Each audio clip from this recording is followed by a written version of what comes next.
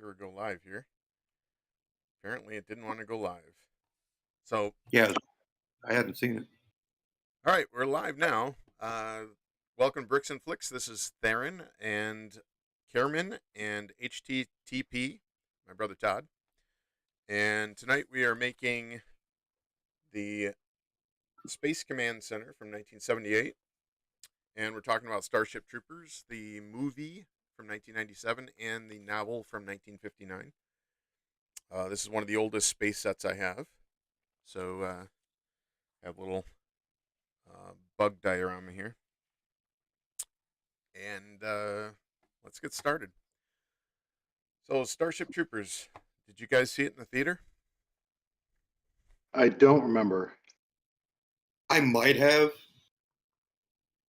but that was back 15, 20, 23, 25 years ago. 25 years ago. Son of a bitch.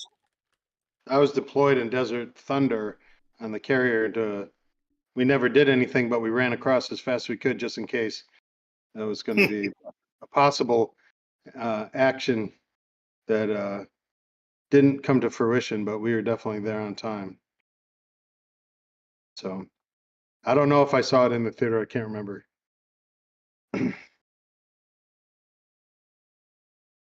Well, they have theaters on the carriers, right? Yeah, and sometimes they actually get movies before they come out in the movie theaters. Oh, okay. And Yeah. sometimes you get R-rated ones and watch them in the Belgium when they haven't come out yet either. But I have no idea what I'm talking about. That was weird. The alternate reality or something. Sure. You were possessed by something. I don't know what I'm talking about. There was a bug in your brain. Yeah, that's what it was. So, when you guys did see it, what did you think of it? Go ahead. Go ahead, Todd. I think I liked it immediately, except for the commercials. I couldn't get my brain wrapped around the government's commercials. But after I watched it a couple times, it made more sense to me. But I really liked the movie because having a military background, it really talked to me.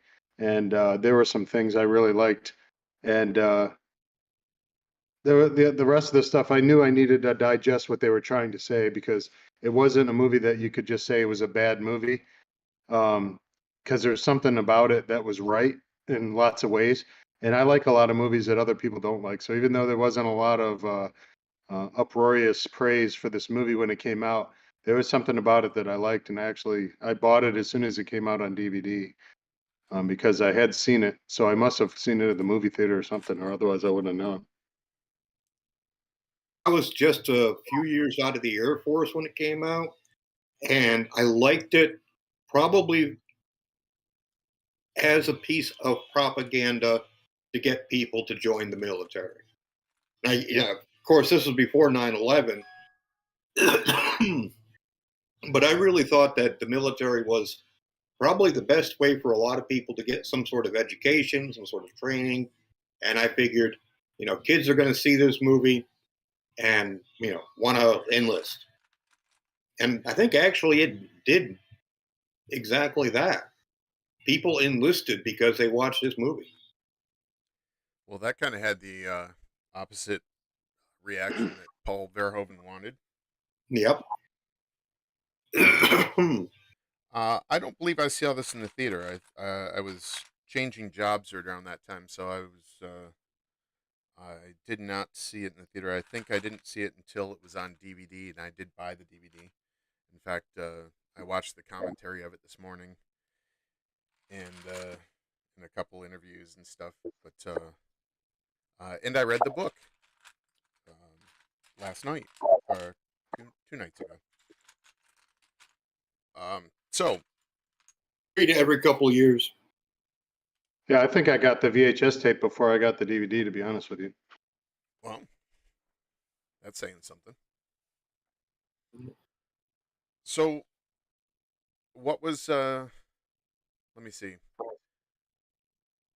Overall, did you like the movie when you first saw it, or did it take you a few times to see it? I liked it originally when I saw it. Of course, it's sci-fi military action, which I've been a fan of for years. So I instantly liked it for certain things that spoke to me immediately. Like the first time they come in contact with bugs in this movie, they start opening fire and walking towards the enemy. They're always advancing. That was like the most motivating thing I've ever seen. It wasn't like a take cover and duck and I don't know what to do. I don't know what to do. They were all like, kill them all. And they were all, I like that. That was definitely, eh, that was a good part of it. And also, I like the boot camp because it doesn't matter which boot camp you went to. There's enough reality in that boot camp scene for you to understand that in a deeper way than most audience members might understand it. mhm. But it brings back lots of memories, and there's a lot of stuff that I laughed my way through boot camp. I mean, I was a cynical person, and I have some things that we can't repeat on this podcast because there could be children watching. But there was some funny stuff, and if the drill instructors know that you get it, you can give them a look, and they know that you know what's going on, and they might mash you anyway just because you gave them that look. And it's like you Yeah. don't rate the look, and then they'll mash you for it. So they know you get it, but they're still they're in charge, and it's funny to them to mash you even though you don't deserve it. It's still funny to the drill instructors. So the whole thing was funny. I liked it. Hmm. Yeah, even though I went to Air Force boot camp in the '80s when it was more like a country club with exercise. In the 80s, Yeah, it's like that all the time. What are you talking about? um, yeah, there was a lot I could relate to. Just the drill sergeants, because even if you knew what was going on, and you could on the 2 or 3 nights off that you had when you went to the enlisted club, and you saw maybe one of your drill sergeants there, and were buying him drinks. The next day, he's gonna hangover or not, he's on your butt. Yeah. Well, at least he's good. Yeah, well, yeah. So it's interesting. One of the excerpts of the book that you guys have read, and I've only read the excerpts that Theron sent me, but the desertion thing. Well, I went to boot camp in San Diego, California, right next to MCRD, which was the Marine Corps boot camp. And if you jump the fence, you jump the fence right into Marine Corps boot camp. They do the paperwork, and now you're a Marine. Congratulations on the stupidest move you ever made. You Wow. know that? Yeah, they just transfer your paperwork, and you're a Marine now. Yeah. That happened while I was there. Yeah, when I went, if you wanted out, you just told the sergeant, "Hey, I don't want to do this anymore," and then you fill out the paperwork. They send you to I can't remember what it's called. It was like the relaxation barracks or something like that, and you stayed there for the next 6 weeks. You didn't do anything. You just stayed there, but they wouldn't let you out until you fulfilled your basic obligation of time, and then Wow. they sent you home. Yeah, Wow. less than honorable discharge, but if you wanted out, they really didn't care. Go bye. That's that's actually kind of like the book. They where they basically said, we don't want you here if you don't want to be here. Yeah, You can leave, whenever because we don't want you here if you're not going to be all in. I saw that in the book readings that the excerpts that I read, but it was also in the movie as well. I watched for, this is going to sound weird, and I'm talking before we start talking about the individual scenes, but the government and the military are the most honest things in there. You might think it's propaganda, but I tried to figure out where they were lying, and they weren't. They were telling the truth. Every time they said anything, it yeah. was actually what was going on. And they said, if you don't want to be here, you sign your duty, whatever, whatever, and you take a stroll out a washout lane and you go by, They're like, this was a volunteer force. So if you're there because the same stuff they talk about in the excerpt from the book I read. If you're there because you're all in and you're doing it for all the right reasons. And you're gonna go through all the ridiculous things that happen in boot camp, and you're gonna go through the crappy assignments, and you might get good assignments, but they're probably crappy assignments. But you're there for the right reasons, and that's not gonna make you want to quit. Well, The only thing, the go ahead. one thing they had there that I wish we had in Air Force Basic was the co-ed showers. Yeah, we were all male based when I went. Yeah. The Well, only we had, female, the only we had, females were in Florida at Orlando. well, we had female training flights, but they were in a separate building, and we'd see them as they were marching past us, or we're marching past them. We didn't.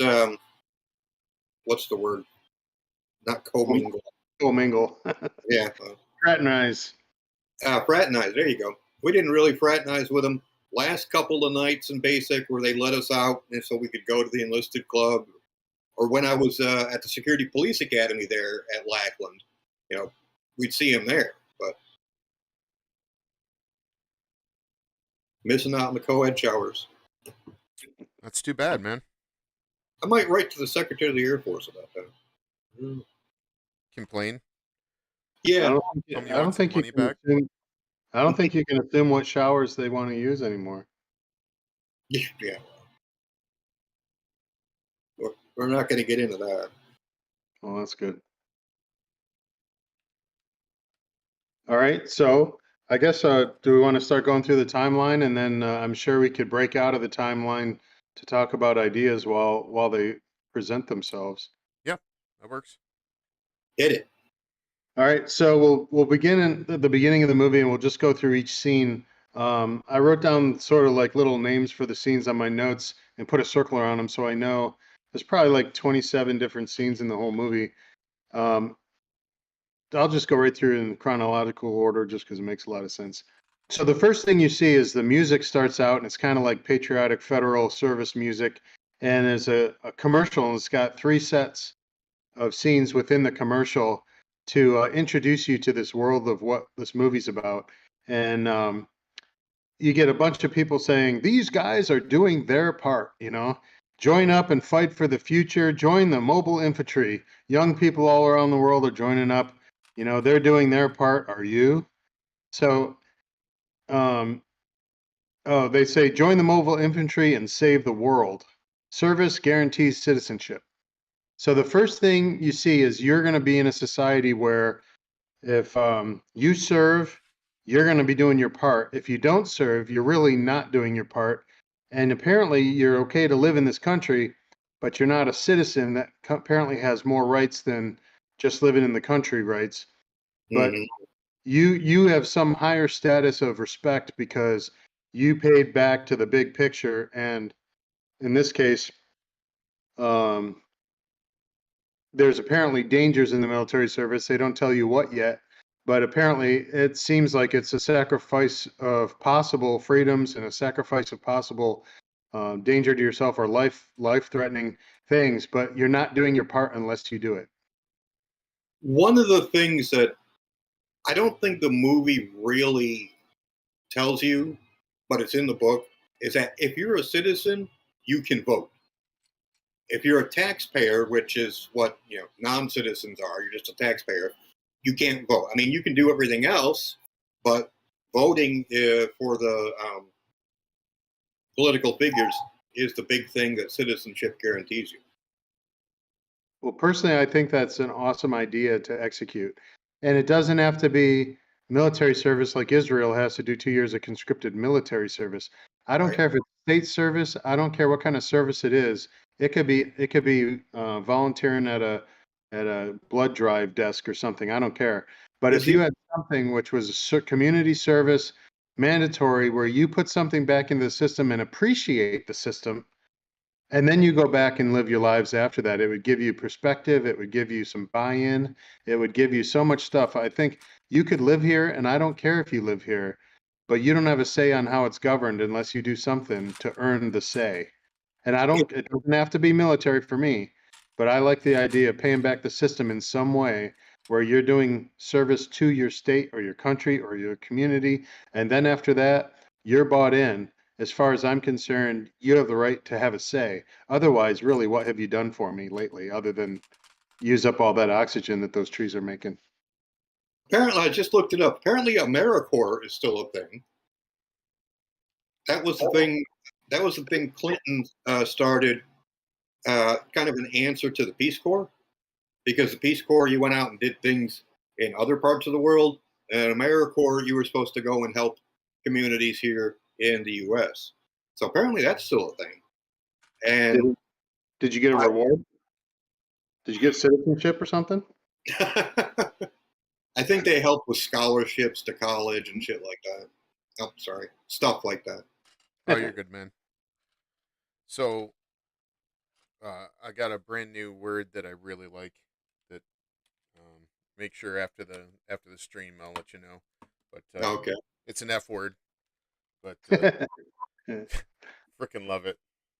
There's a whole dictionary of F words.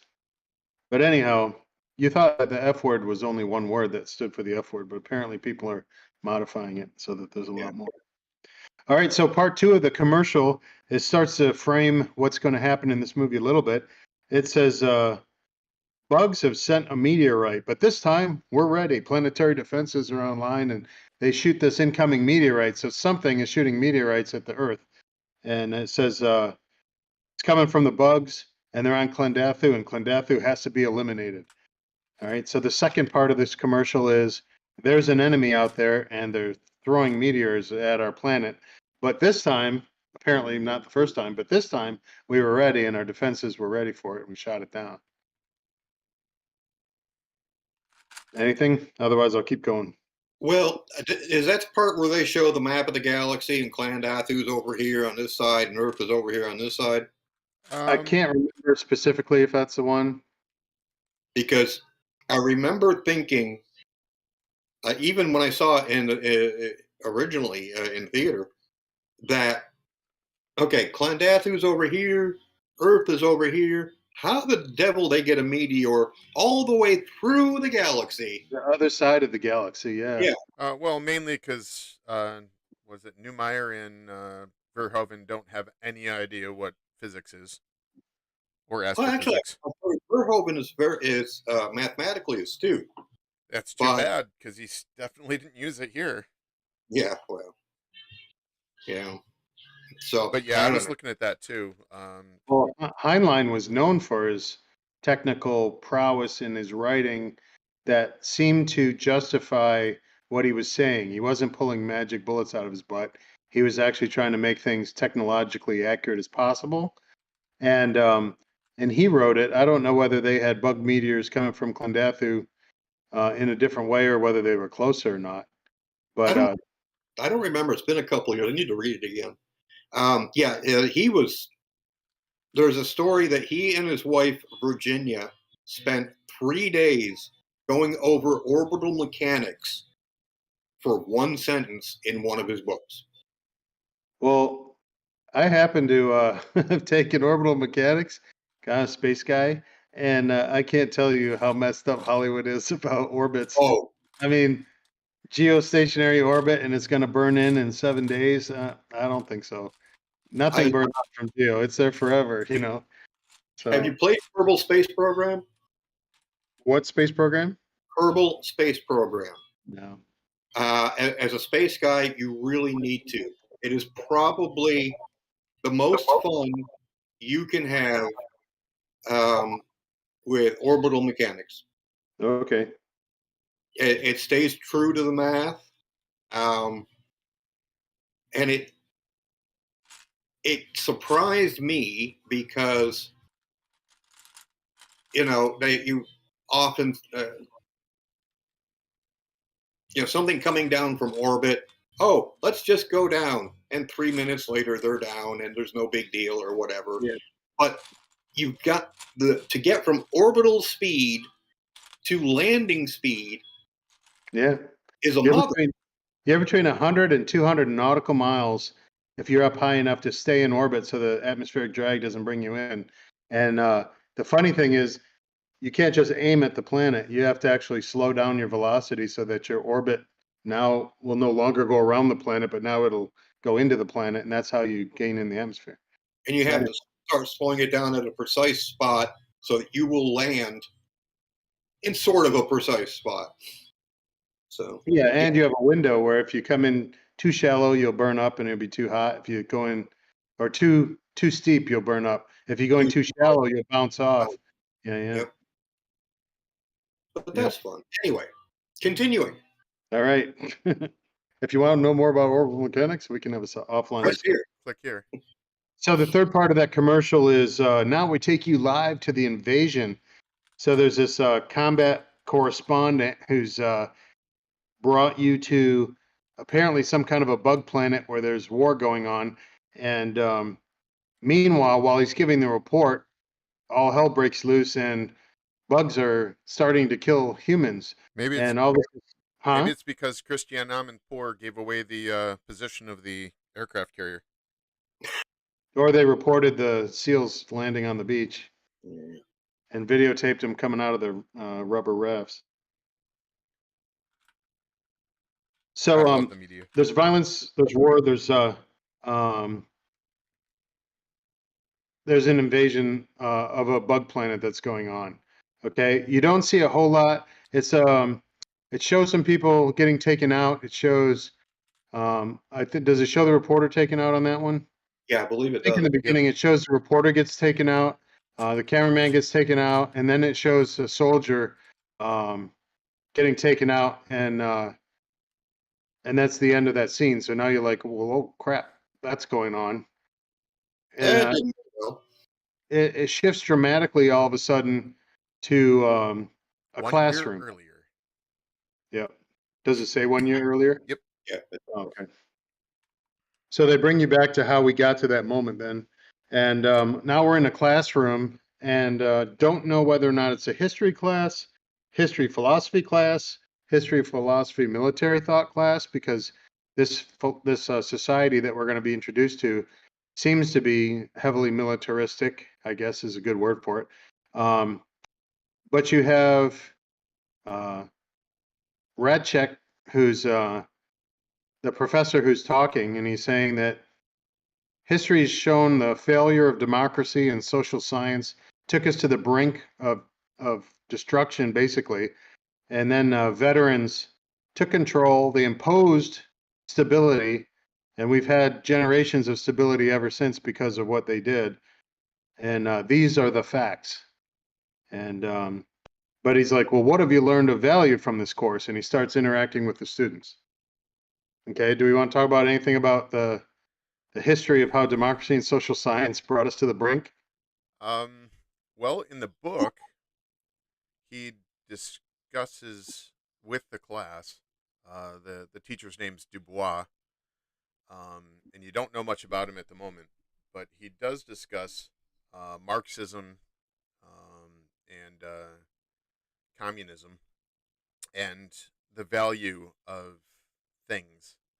And I think Heinlein did a pretty good job of describing just what value means Mhm. and how Marxism says if the value of something, say you have a mud pie, no matter what you do to it, it's going to be a mud pie. And Heinlein actually says he disagrees with that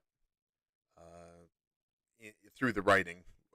The teacher disagrees with it simply because you could take an apple and some dough, and if you are a good chef, you could make something better than the two ingredients alone. Yeah. But if you're a terrible chef, you could actually destroy those two ingredients so that the two ingredients which had value to begin with are now worth nothing. Or you could take it and elevate it even further than those two ingredients to begin with.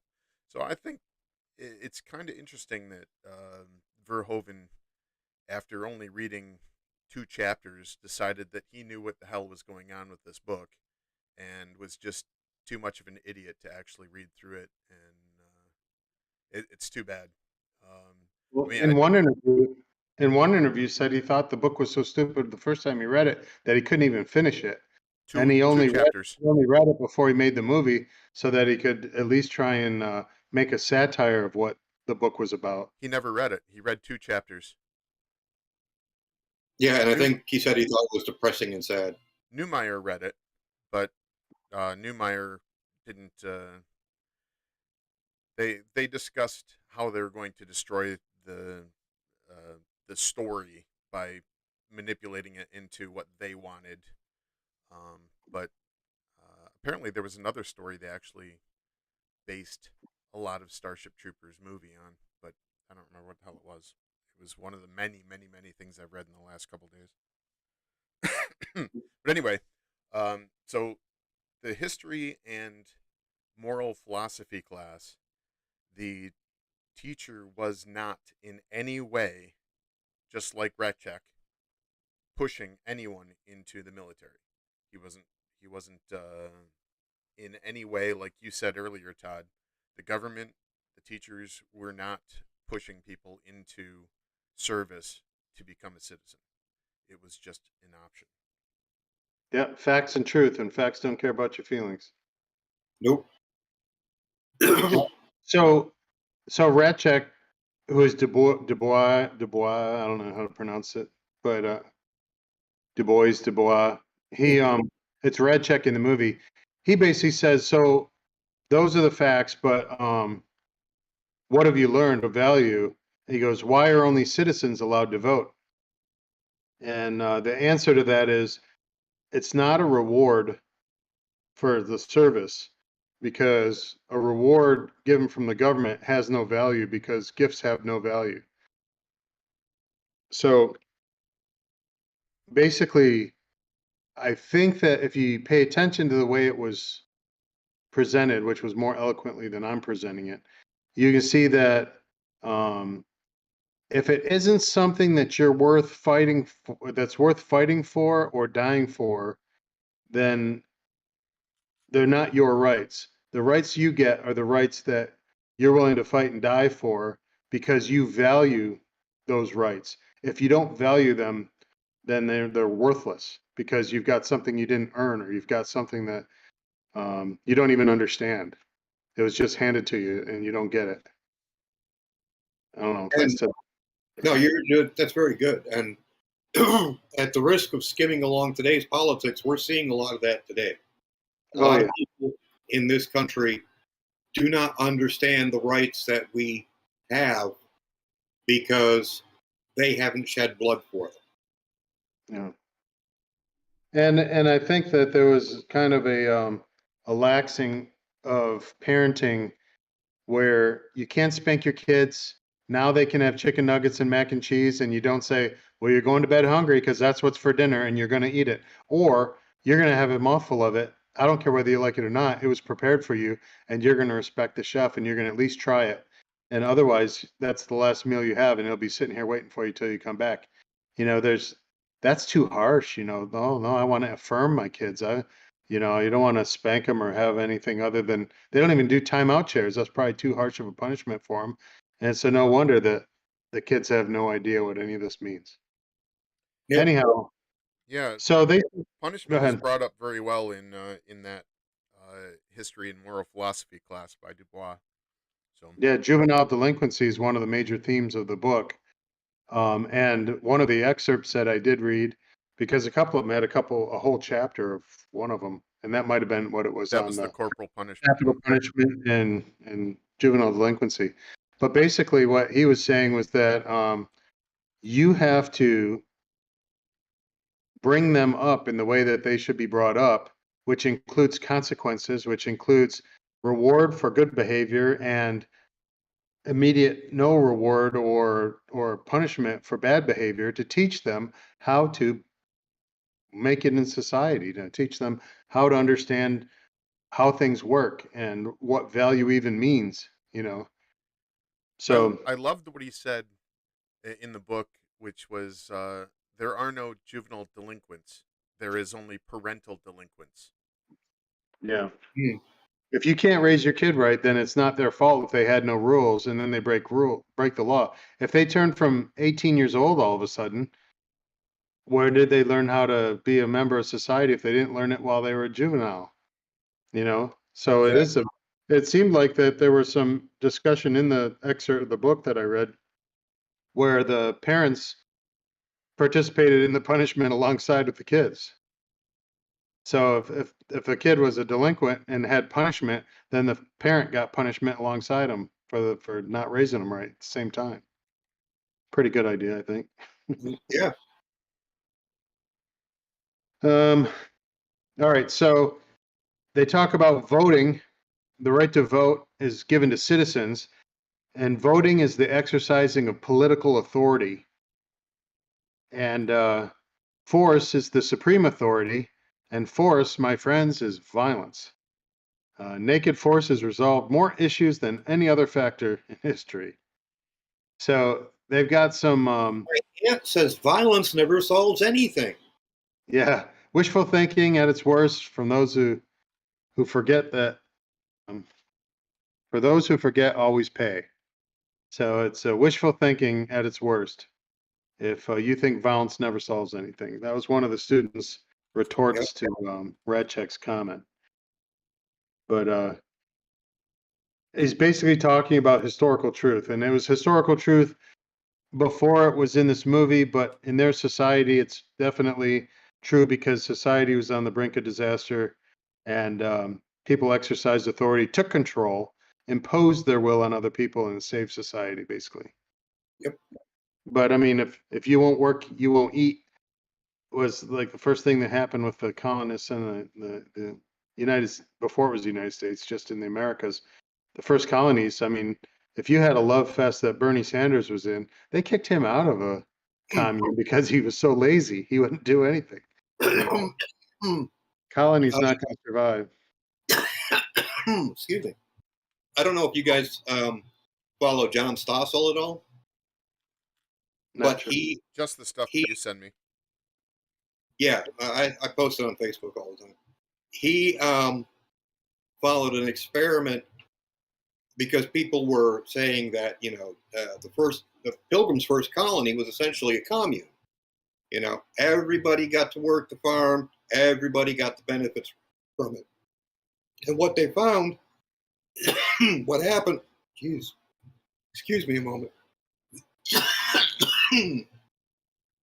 Pollen kicks my butt. What they found was that people stopped working because they were going to get the fruits of the labor anyway. But when they divided the plots up into, okay, here's yours, and here's mine, and here's his, and you only get what you work for, people worked more because they had to work in order to eat. So communism, even in that early form, didn't work at all. But capitalism did. Because they could, if they made, or if they were able to reap more, then they could then trade with somebody else, and that capitalism ended up helping the community as well. I grow potatoes, Todd grows corn, you grow rutabagas, and Todd and I trade with each other. Nobody likes rutabagas. I don't mind them. You just like saying rutabaga. Yeah, that's all it is. It's the only vegetable I can think of. Anyway, go on, Todd. And waiting. I'm not going to go there. That's oh man, I got so many movie quotes in my head that aren't appropriate. All right. So meanwhile, I don't have a problem with anybody quoting anything they want. This stream is not listed as for kids, so. Well, you said rutabaga, and I said you liked rutabaga because you liked saying it, and it's like in waiting, there's two morons at a table, and they're like, chlamydia. I like the sound of that. I think I'll name my next child chlamydia. And I was like, I like the sound of that. Morons, rutabaga, whatever. Theron. There's probably a kid named Rutabaga out there somewhere. There probably is. There's probably like a rutabaga festival, kind of like the garlic festival that Marilyn Monroe was the Miss Garlic or whatever she was. Anyway, so while all this is going on, the teacher giving his lecture on the facts about violence as the supreme authority, you see people passing notes to each other on their computer monitors in the class, and you get introduced sort of to Johnny Rico and Carmen Ibanez, and they're making kissy-faced cartoons to each other while they should be paying attention. And Radcheck points to Rico and asks him a question, and he uses his stub arm, which it looks like he lost his arm in something. You don't know necessarily that it's military yet, but he points to him and he says, "What's the difference? What's the moral difference, if any, between a civilian and a citizen?" And Rico, because he's apparently an okay student in that he did his homework anyway, he's like, a citizen accepts personal responsibility for the body politic, defending it with his life, and a civilian does not. And he's like, exact words of the text, but do you understand what it means? So now he's going to call him out, because just because you know the rote answer from the textbook doesn't mean you grasp the concepts. Now, this is definitely fiction now, because there are no teachers that are actually asking those kinds of tough questions in classrooms. But they start talking about civic virtue. Okay. And that's where in the book they go into civic virtue and value quite a bit. That's a major theme of the book. So you've got suffrage, civic virtue, juvenile delinquency, war, corporal and capital punishment, critiques on the society from the 50s, on their lack of discipline, their moral decline. And that's mostly what the book is about. So those are all themes of the book. Some of those themes made their way in accidentally because the director didn't know good enough to keep them out of the movie. They found their way into the movie, which is a benefit for the movie despite their best efforts, I guess. So a side note here, when I said that it seems the government and the military people are the ones who are speaking truth, we'll see as we go, and I'll bring it up a couple more times probably, that the veterans and the government seem to be the truth tellers and the fact tellers in this movie. And if you want to know um, what's going on and what's going to be proven by a scene in the movie in the future, listen to what they say, because the characters who are in development, who are kids who couldn't have that kind of a wisdom yet, non-citizens who don't even know what they're talking about, are in a progression timeline where they're going to eventually be smarter at the end of the movie than they are now, but the wisdom's already been put out on some of these scenes as like a precursor to the scene, so that you'll understand it in your head when you see it, even though you didn't acknowledge that you already heard the answer ahead of time. Yep. Now, So this particular point, Newmeyer actually said that every time you see an adult, you see someone broken, which is pretty much true. They've either missing something bodily, or they're scarred in some way, whether physically or mentally. But what I'm surprised that got through was the honesty of the adults, because that's exactly what Heinlein wrote, and I'm absolutely surprised that they still kept that. I'm not sure um, uh, what part of their agenda that actually proves.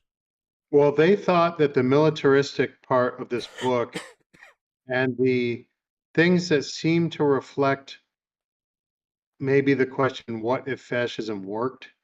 Or this looks awfully fascist.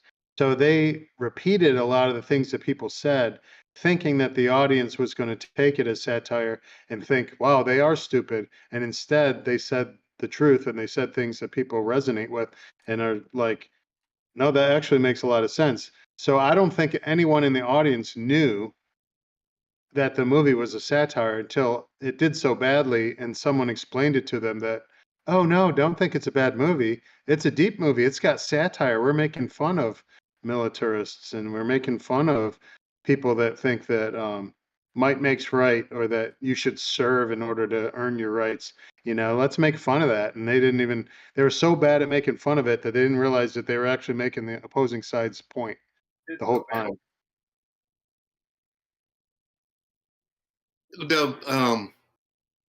Well, I don't know if I said this on the stream. I know I said it earlier, but Verhoeven, it was also his take on America at that time, because he seriously thought in 1997 that America was a fascist state. And, And you it, know, it cemented his thought when Bush became president right after 9/11 too. yep. Yep. Yeah. I mean, after 9/11, we did start taking steps to becoming a fascist state with all the intelligence laws that were passed and whatnot.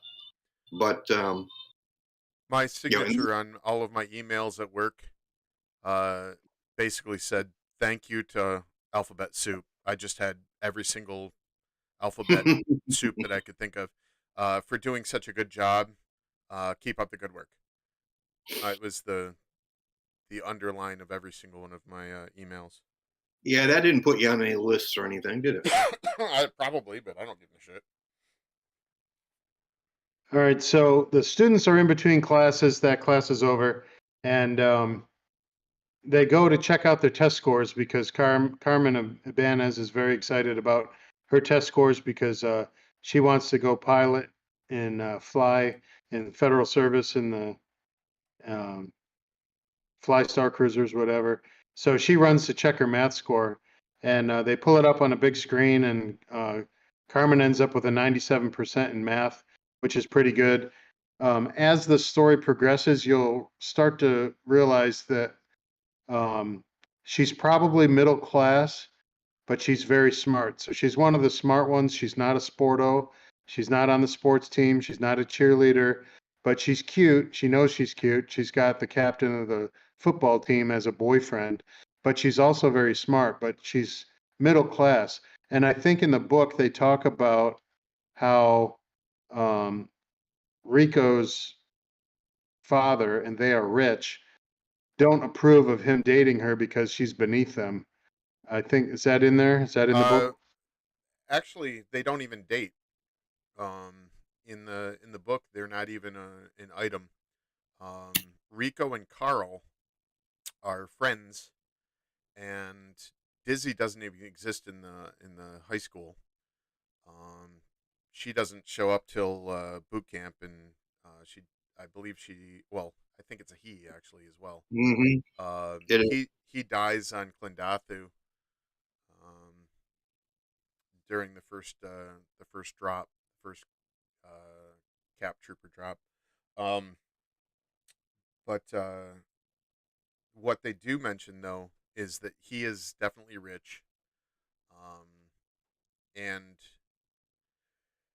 Carl is not.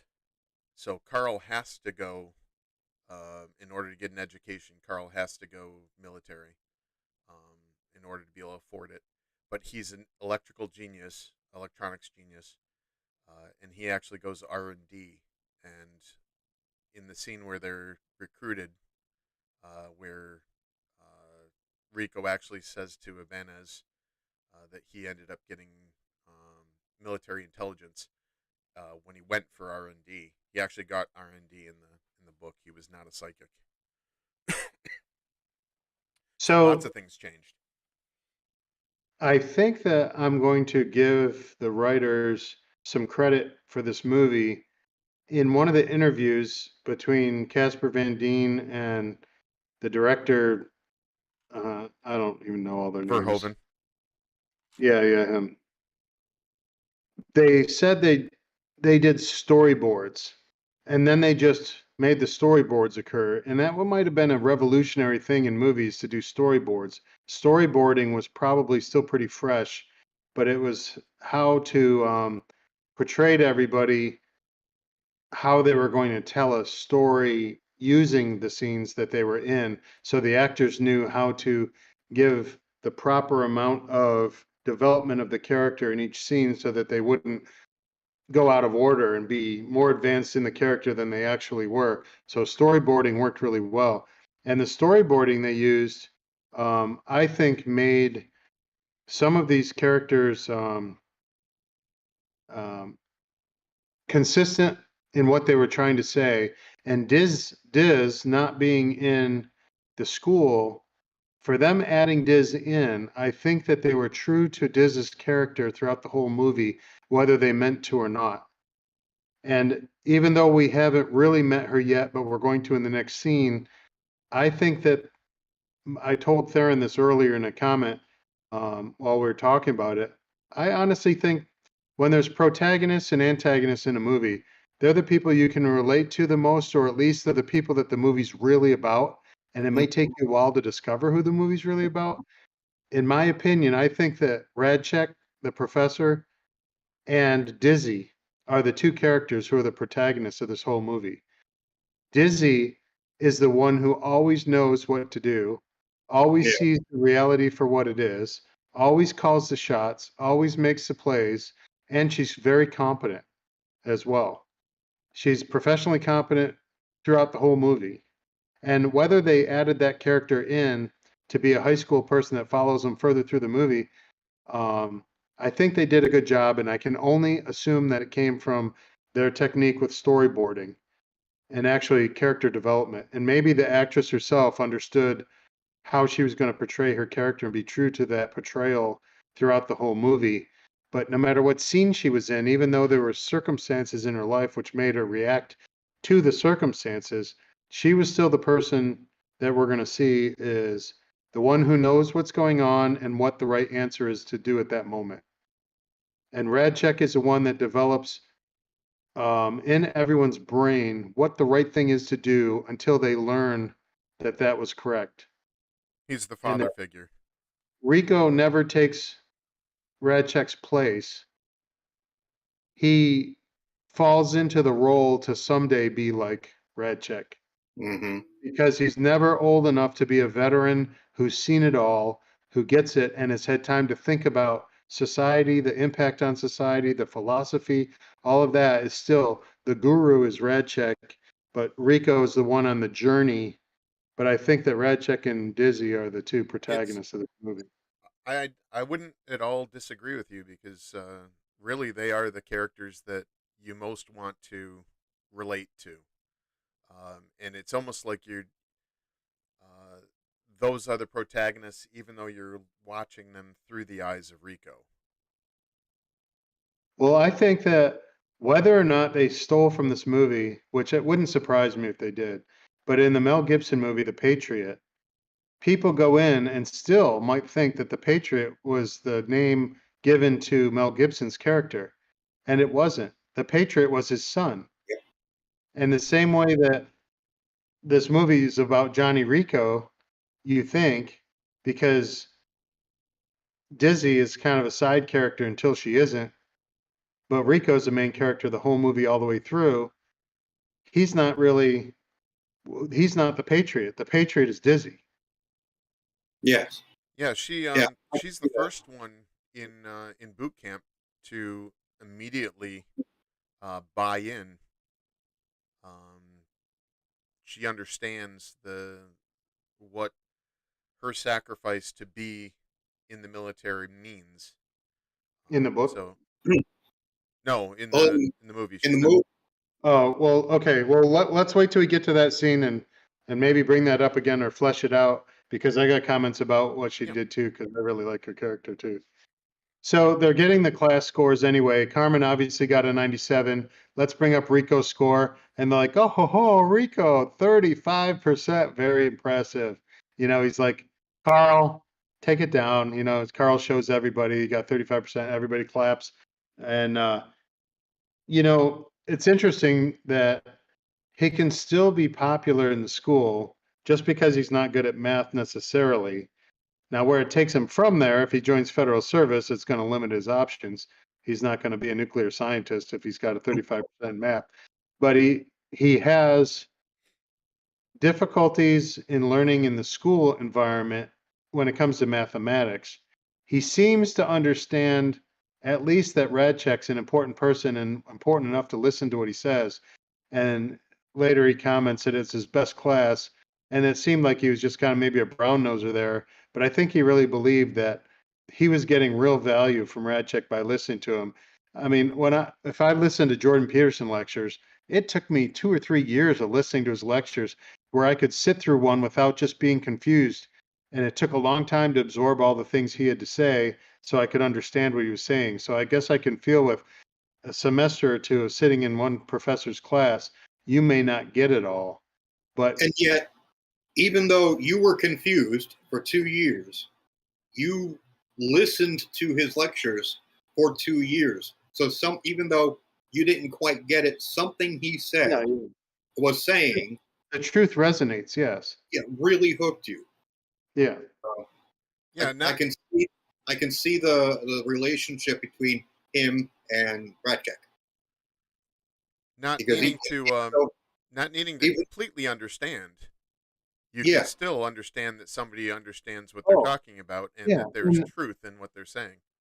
I'm always disappointed with myself when I hear people dropping authors' names and philosophers' names, and I just have to listen to what they're saying and take their word for it until I look it up myself, because I don't have all that knowledge.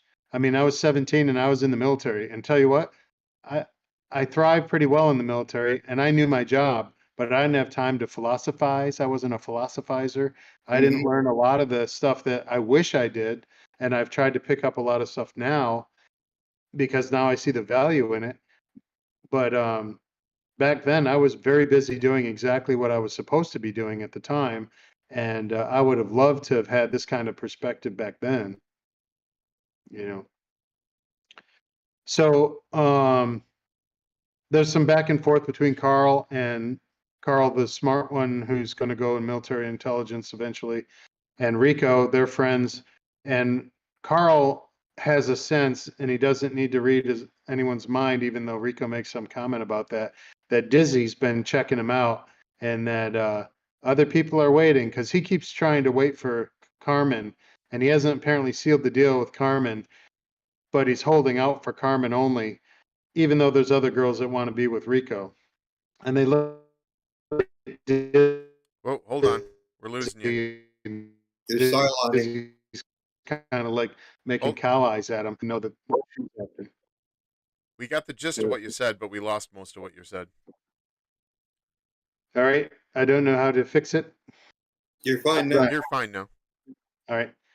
So Carl notices that Dizzy's making goo goo cow eyes at Rico, and she sees things in Rico that Rico doesn't see in himself, I guess. I'm willing to give that to her because he has value.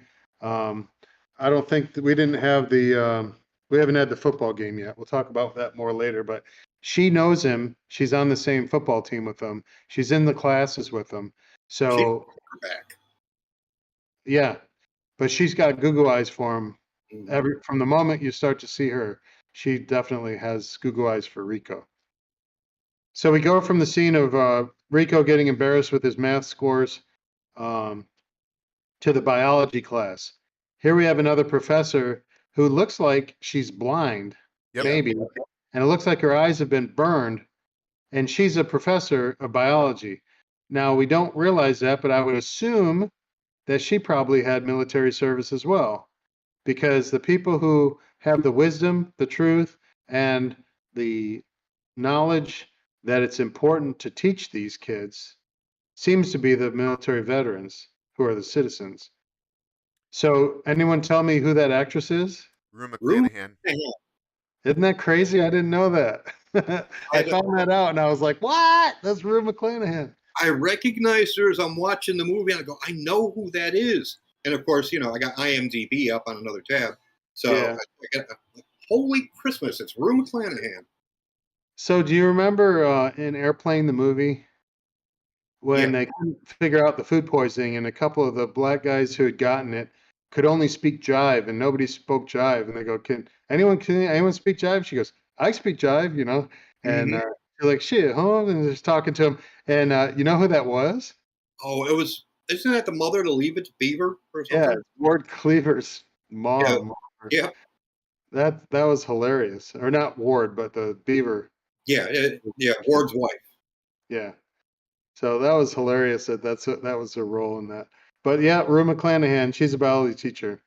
And so Dizzy was telling Caermon on the way in to um, the class that you want to be a pilot? Well, you have to have nerves of steel for that. Let's see how your nerves of steel hold out. And they go into biology class, and it looks like it's dissect the frog day, except they're dissecting bugs. I don't know what kind of beetle it is, some sort of a sand beetle. I don't know. It was obviously an alien bug. It wasn't a earth bug. Yeah, because they don't even grow them that big down here. Yeah. I mean, they're big down here. So the biology teachers we like to think that humans are the finest achievement in nature, but it's not true. The sand beetle is superior to humans in many ways. Mass reproduction, no ego, fear, no knowledge about death, so perfect, and so it makes them the perfect member of a society. Mhm. No ego, no fear, no knowledge about death, and they mass reproduce. So here's some interesting ideas about the future of the human race. Maybe mass production is actually important because nature's trying to kill you every day, and just because you live in a very civilized town, there are parts of this world that are quite harsh and hard to live by. Luckily, probably in the next 5 to 10 years, we might eradicate world hunger worldwide, but it hasn't always been like that through history. World hunger is still a problem. So, You got to solve the current supply problems first, I think. yeah, But that's yeah, I mean, you might live in a civilized yeah, part of but town, but you walk a couple of blocks to the west, and you're in the Wild West. yeah. Um, it's not, there are parts of even this country that aren't quite as. They call Chicago Chirac for a reason. So, Well, the supply problems will be fixed because running the country is just like riding a bike.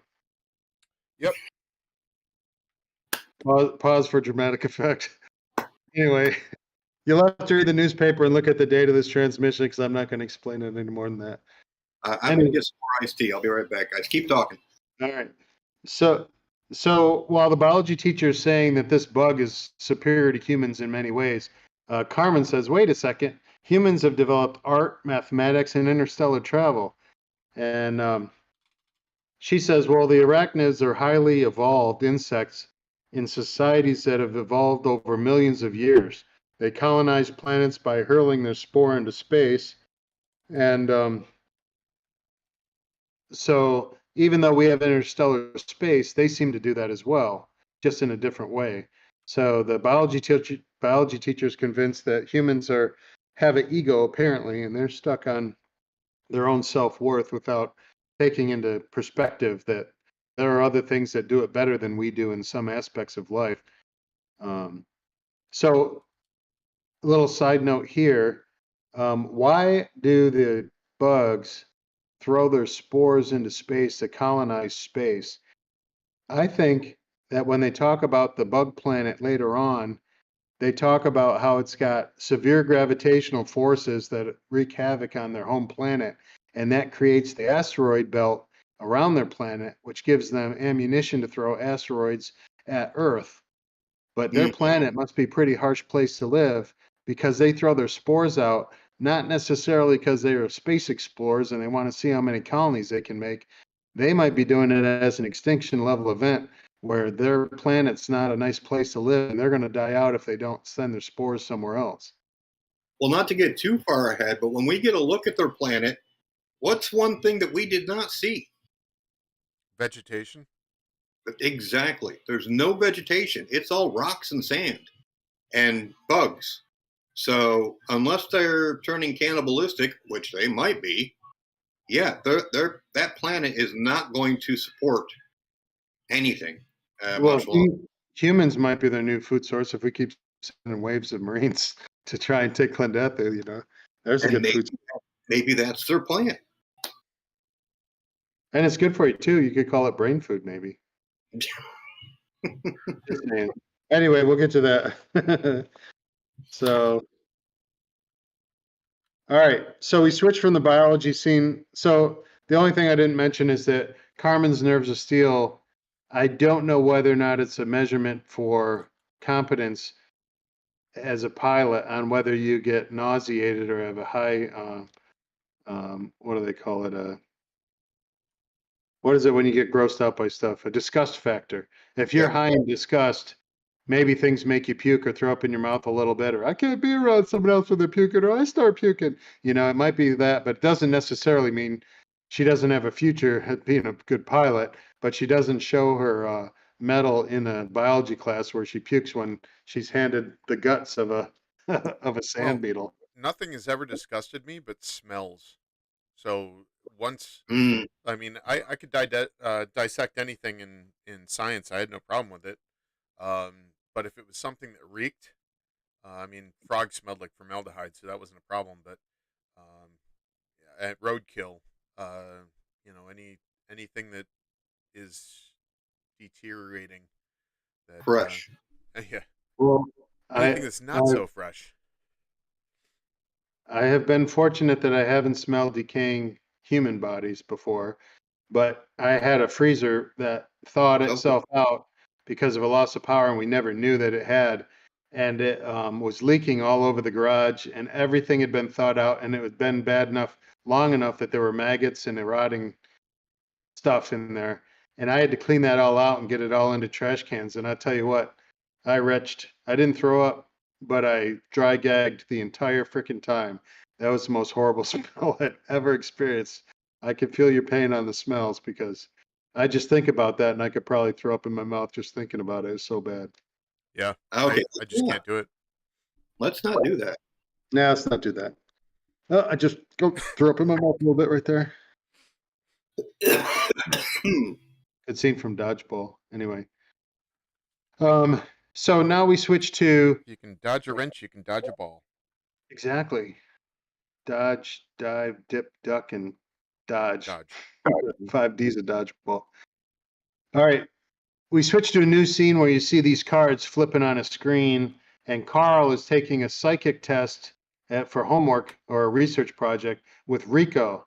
And apparently, a card is drawn that he has to use his psychic ability to guess what it is, and he decides what the card he thinks it is, and there is either a match if he guesses right or no match if he doesn't guess right. And But I think Carl, the test wasn't for Rico. The test was to see whether or not Rico was receptive. But the test, I believe, was to see, because if you watched Carl, Carl was he was projecting the information, and Rico just wasn't getting it. Which brings you to the end of the movie, where yeah, so he was actually trying to project. It wasn't a passive thing where Rico was trying I'm to figure out what the card was. I'm willing to accept that as a theory. However, it might have been a homework test where everyone was being tested because even the commercial that comes up later has a guy, if you think you're psychic, and an eye opens up in his forehead, he goes, maybe you are. Tests are being conducted. This might have been testing that was done through the schools. This is a government military like society that may be pushing that kind of testing down into the schools to be conducted in the schools too. And speaking of weird actor placement, who was the actor in the psychic commercial? Timothy Uh, I saw, Onmundson. I Yep. saw his name. I didn't know who he was. Yeah. You ever see Psych? Yes. He's the He's cop. the detective, the straight laced detective in Psych. Oh yeah, the one they make fun of all the time. Yep. Yeah.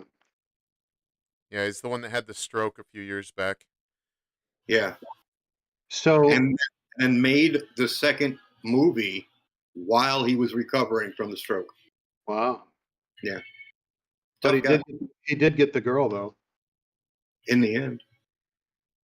No, I mean, yeah, he got the girl that I thought that the hero from Psych was going to get, but he didn't. She went with him. Yep. Anyhow, so in my notes, I put some little marks next to some of the things that some of the characters in the movie say that I think are truth statements. So there's a truth statement, two different truth statements that Carl's going to give out during this testing. The first one, while they're getting no match, Rico's not being able to guess the card so far. Carl says, "Don't think, go on instinct." And what's interesting to me, did you notice what they were eating? If you looked on the desk, No. there was like a bowl of grapes. And I wanted to look this up, but I didn't because I ran out of time and forgot to look. But are grapes considered brain food? Because they may have been trying to make the test work by giving them brain food too, because there was a bowl of grapes right in the middle of that test, and that's what the ferret got into, you know, at the table. But I don't know. I guess I wish I'd looked that up because if grapes is a brain food, then that would be very clever that they put that in there. If not, Well, I'm just an idiot. That's let's possible. ask the person who knows everything. Hey Siri, are grapes brain food? Here's what I found from healthline.com. Eating grapes may benefit your brain health and boost your memory. There you go. Boom Siri, and boom. Awesome, Siri. Good job. Siri knows all. Yeah. Give yourself a pat on the back, Siri. All right, so they're eating grapes and they're doing this go on instinct. This is like the worst score anyone's ever got this game. Statistically speaking, Rico should have guessed one just out of pure chance, and he hasn't. So not only is he not instinctive or psychic in any way, he's like anti-psychic. He's like if you wanted a band pass filter, he's a filter. You know, he doesn't pass anything psychic. He's just like a sponge, Yep. He's psychic energy. like a rock. So, so Rico goes, well, I'm psychic ability 0 and I'm unlucky. And he's like, no, luck's not a factor. So Carl has said, don't think, go on instinct, and luck is not a factor. That will come back in this movie, that it has nothing to do with luck, even though people think it does until they find out that that's not really what happened. So those are two truths that make it through the whole movie, is that go on instinct and luck is not a factor.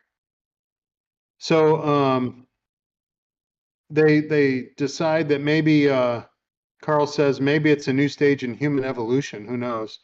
And he does a mind suggestion thing to send the ferret, who gets in the way of the test and is walking on the keyboard like cats always get in the way when you're typing on a keyboard. The ferret gets in the way, so he sends the ferret to go mess with his mom, who's upstairs. And he goes, "What did you do?" He goes, "Oh, I gave him the impression that there was a juicy grub climbing up my mother's leg, and I sent him to go eat it." So you hear the ferret scamper up the stairs, and all of a sudden you hear, "Carl!" He's like, "Get your ferret," you know. And maybe he's done that once or twice already, or she just doesn't like the ferret. I don't know, but it's kind of funny. Well, he All then right. asks, "Did you ever do that with me?" And he says, Yeah. "No, well, not yet." Yeah, I can't do But I, humans yet. but I Yeah. think he was trying, and I think that's why I That's was. why I think, based on your theory, I think he might have been so frustrated with how bad Rico was doing that he was trying to like influence the test with what he could do, even if it Mm. wasn't. Maybe it was a surreptitious test to test both parties, um, because if a certain high percentage turned out on your test, they'd probably investigate everything about who took the test and who administered it to try and find out who has the psychic abilities, whoever the owners of the test were. But all right, so scene switch. Now we go to the Buenos Aires Sports Arena, and we're going to watch a football game. So this is like big, huge indoor football. It looks professional, even though it's high school, but there are some big high schools that have a pretty good show when it comes to sports equipment and stuff. But um, there's a play, and we're introduced to the character of Xander, who's another one of the heroes of the movie. We'll discuss who the heroes are, when the heroes die, and which heroes make it as we go along. Xander becomes one of the heroes of the story, but at the moment he's on the opposing team, and he dives to try to stop Rico, who scores anyway, and he outplays Xander. Xander goes flying into the audience, and he like ducks under it or jumps over it, and he makes a touchdown, and that's the first time that Rico outplays Xander. All right. Xander starts flirting with Caermon. Doesn't know until Rico gets jealous and comes over that Caermon is Rico's girlfriend. But I don't think that deters him in any way. It maybe encourages him to try harder to hit on her. But Well, Caermon's hitting on. She's definitely not opposed to flirting with him either. Yeah, she's not exactly considering herself a single boyfriend kind of girl at the moment, even though Rico would like her to. So Caermon finds out that Xander's also going to the Fleet Academy, like she wants to go to the Fleet Academy. So now she's even more interested in flirting with him and getting to know him. And Carmen or Rico comes up and he goes, "Hey, that's my girlfriend." And Xander's like, "Well, all's fair in love and war." And I've marked that down as another truism in my little marks of truth. So all is fair in love and war is something that it's a continuing theme throughout this movie. All right. So Xander's taking advantage of Rico being distracted, and he lays him out flat, and he scores a touchdown because Rico wasn't paying attention because he was too busy looking at Caermon, trying to figure out whether he still was with Caermon or whether Caermon was with Xander in her head. They go to do another play to try and end the game on Rico's side, and Dizzy's calling the plays, and Rico's not paying attention, and she has to yell at him a couple times for him to pay attention and get his head back in the game, and she calls the flip 6-3 hole play because she knows that if he does that, then they're going to win because Dizzy's the one who knows what's happening and knows how to call the plays. All right.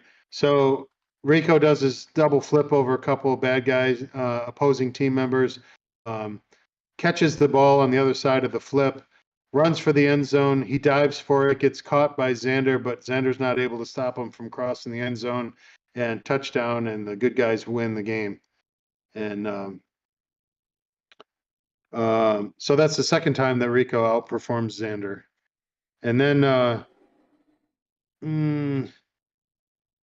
I guess everybody's celebrating, but while they're celebrating, even though Rico's hugging and sort of kissing on Caermon, she's looking at Xander while she's doing it. So it's kind of like nice, you know. Apparently, And, um, the original movie had a bunch of scenes with her, not only kissing Rico, but obviously kissing Xander then later, and they got such bad flack for it, calling her a slut, that Mhm. they removed those scenes. But they were adamant about, or well, not adamant. They were it's it. they they did mention during the commentary though that they thought it was interesting that they had no problem whatsoever with Rico having two females, but they thought that she was a slut for having two males. Yeah, but it's a male dominant society, so I'm all Yeah. good with it. Anyway, Well, that's a little it's bit, the reason little why I bit of bring this humor up. there, people. The reason why I Go bring this up ahead. is only because later on, and the two of them actually mentioned Verhoeven and Neumeyer that um, that they were pushing the feminist that men and women are exactly the same for, well, other than obvious biology problems or differences, but that they could do anything. So they were pushing that the men and women could, either one could do anything. Well, But and there Well, was, instead, that was the whole purpose of that one scene that occurs later on. yeah, yeah, but they were so bad at making their point, even trying to make that point, is that they ended up making the point for the conservative side of it, which also thinks women are perfectly capable of doing things. And that, I mean, we'll jump ahead a little bit. You have an opportunity for Dizzy coming up that she's not even considered, and some other guy gets considered for something when she was the natural pick all along, and then she ends up getting it anyway. But you see that in Radcheck's squad that's coming up in the future, he doesn't have that problem at all, and he's fully integrated in his. So Mhm. Radcheck gets it, but society was still sort of male well, dominated, even though in the end, it turns out. But even though they tried to make it look as if everyone was equal, they even screwed that up because you'll see as it comes up that Dizzy gets denied a spot that she had coming to her, and well, it wasn't only that. There's other problems with what they did.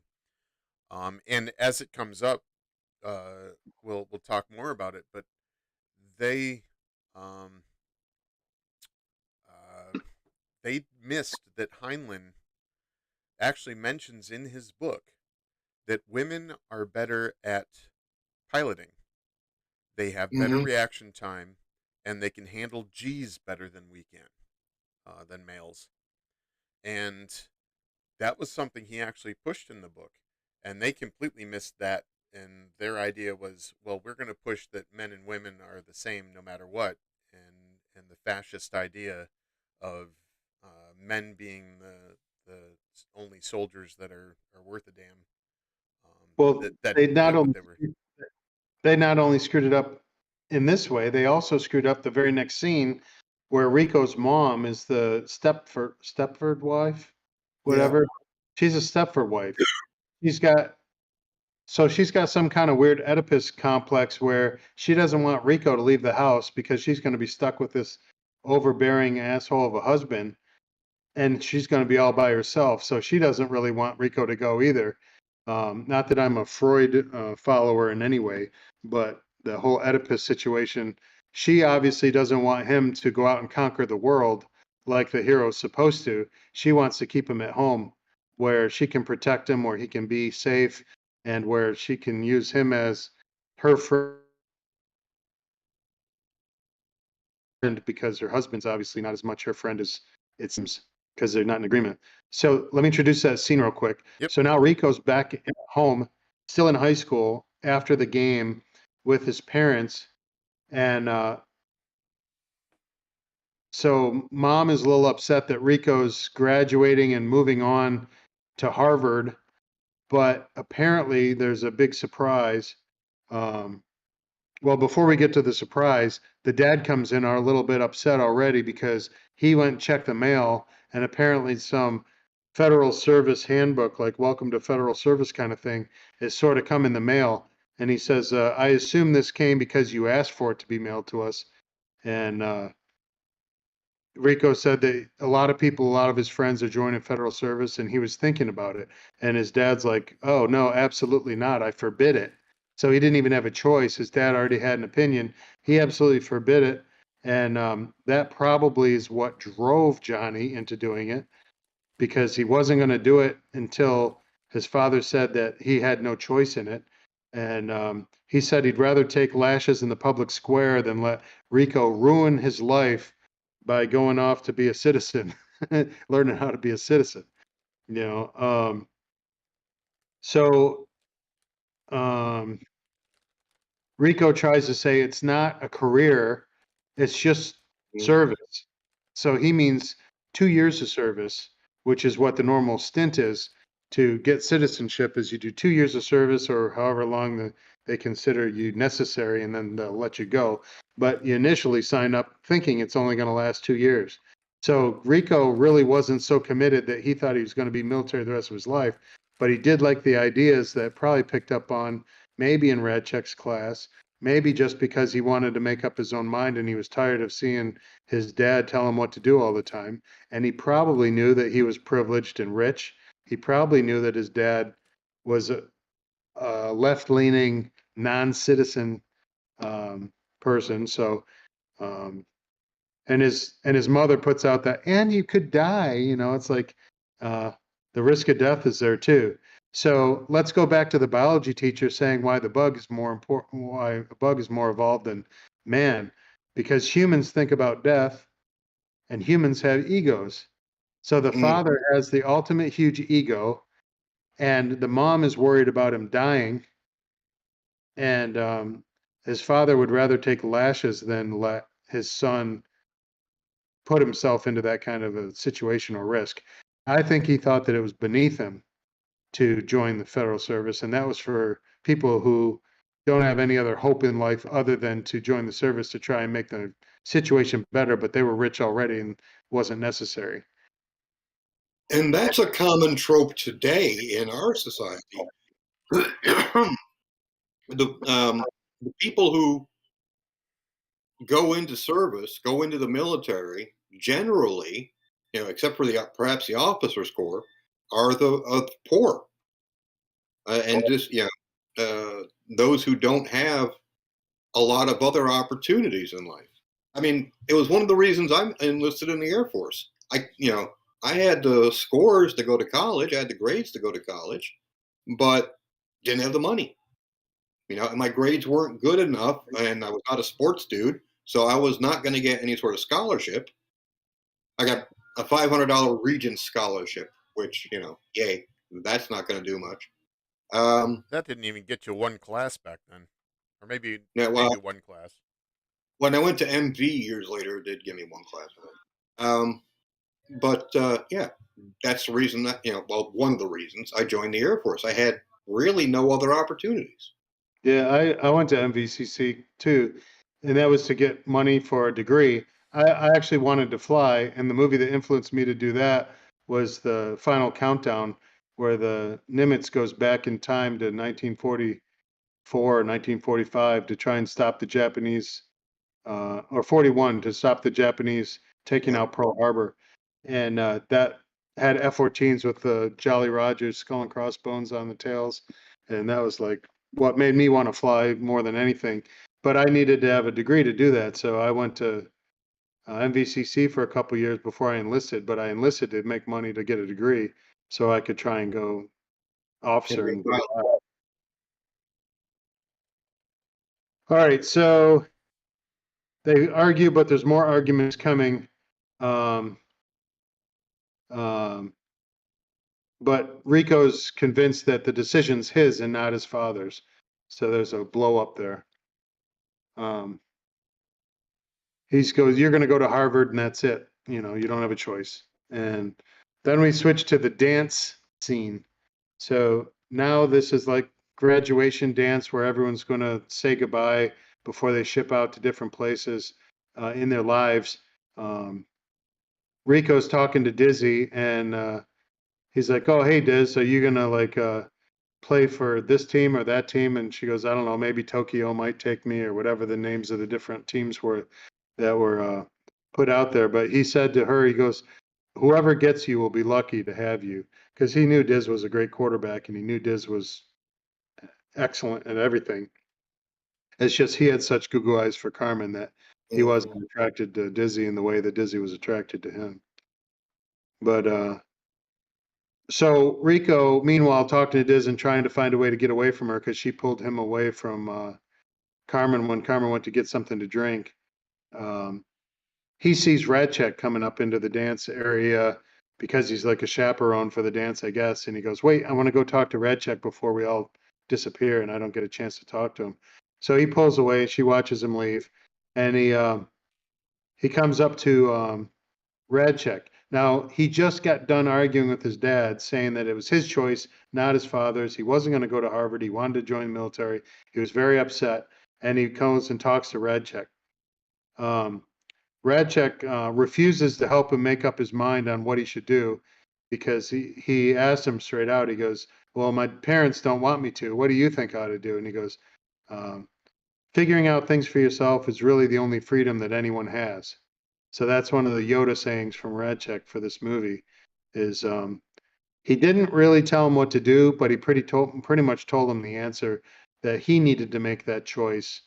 And that might have pushed him to not accept his father's demand to go one way, and that it would only be his choice if he went against that. He could have chosen what his father said and gone to Harvard, but that probably made up his mind. So even though Radchek said he wasn't going to help him decide what to do, he did encourage him very strongly to exercise his real freedom, which was to make up his mind what he wanted to do. And that was pretty much the opposite of what his dad did. He goes, "Use that freedom and make up your own mind." Mm-hmm. Right?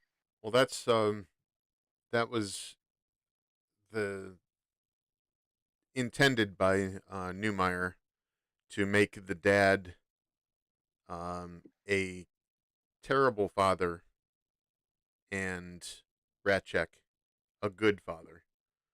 So that was intended, and again, I'm not sure why they pushed it the way they pushed it, because it makes sense. Well, It's not It really satire. undermined their intended theme for the movie by doing that. they thought they were making a better argument against the fascist militarists by making his father be so opposed to it. And instead, they convinced us to join the military and do what his father said not to do. So they screw it up so bad they actually make your argument for you, and it's like, good job on that movie decision. You tried to do something and you mess it up so bad that we like the movie anyway. Yeah.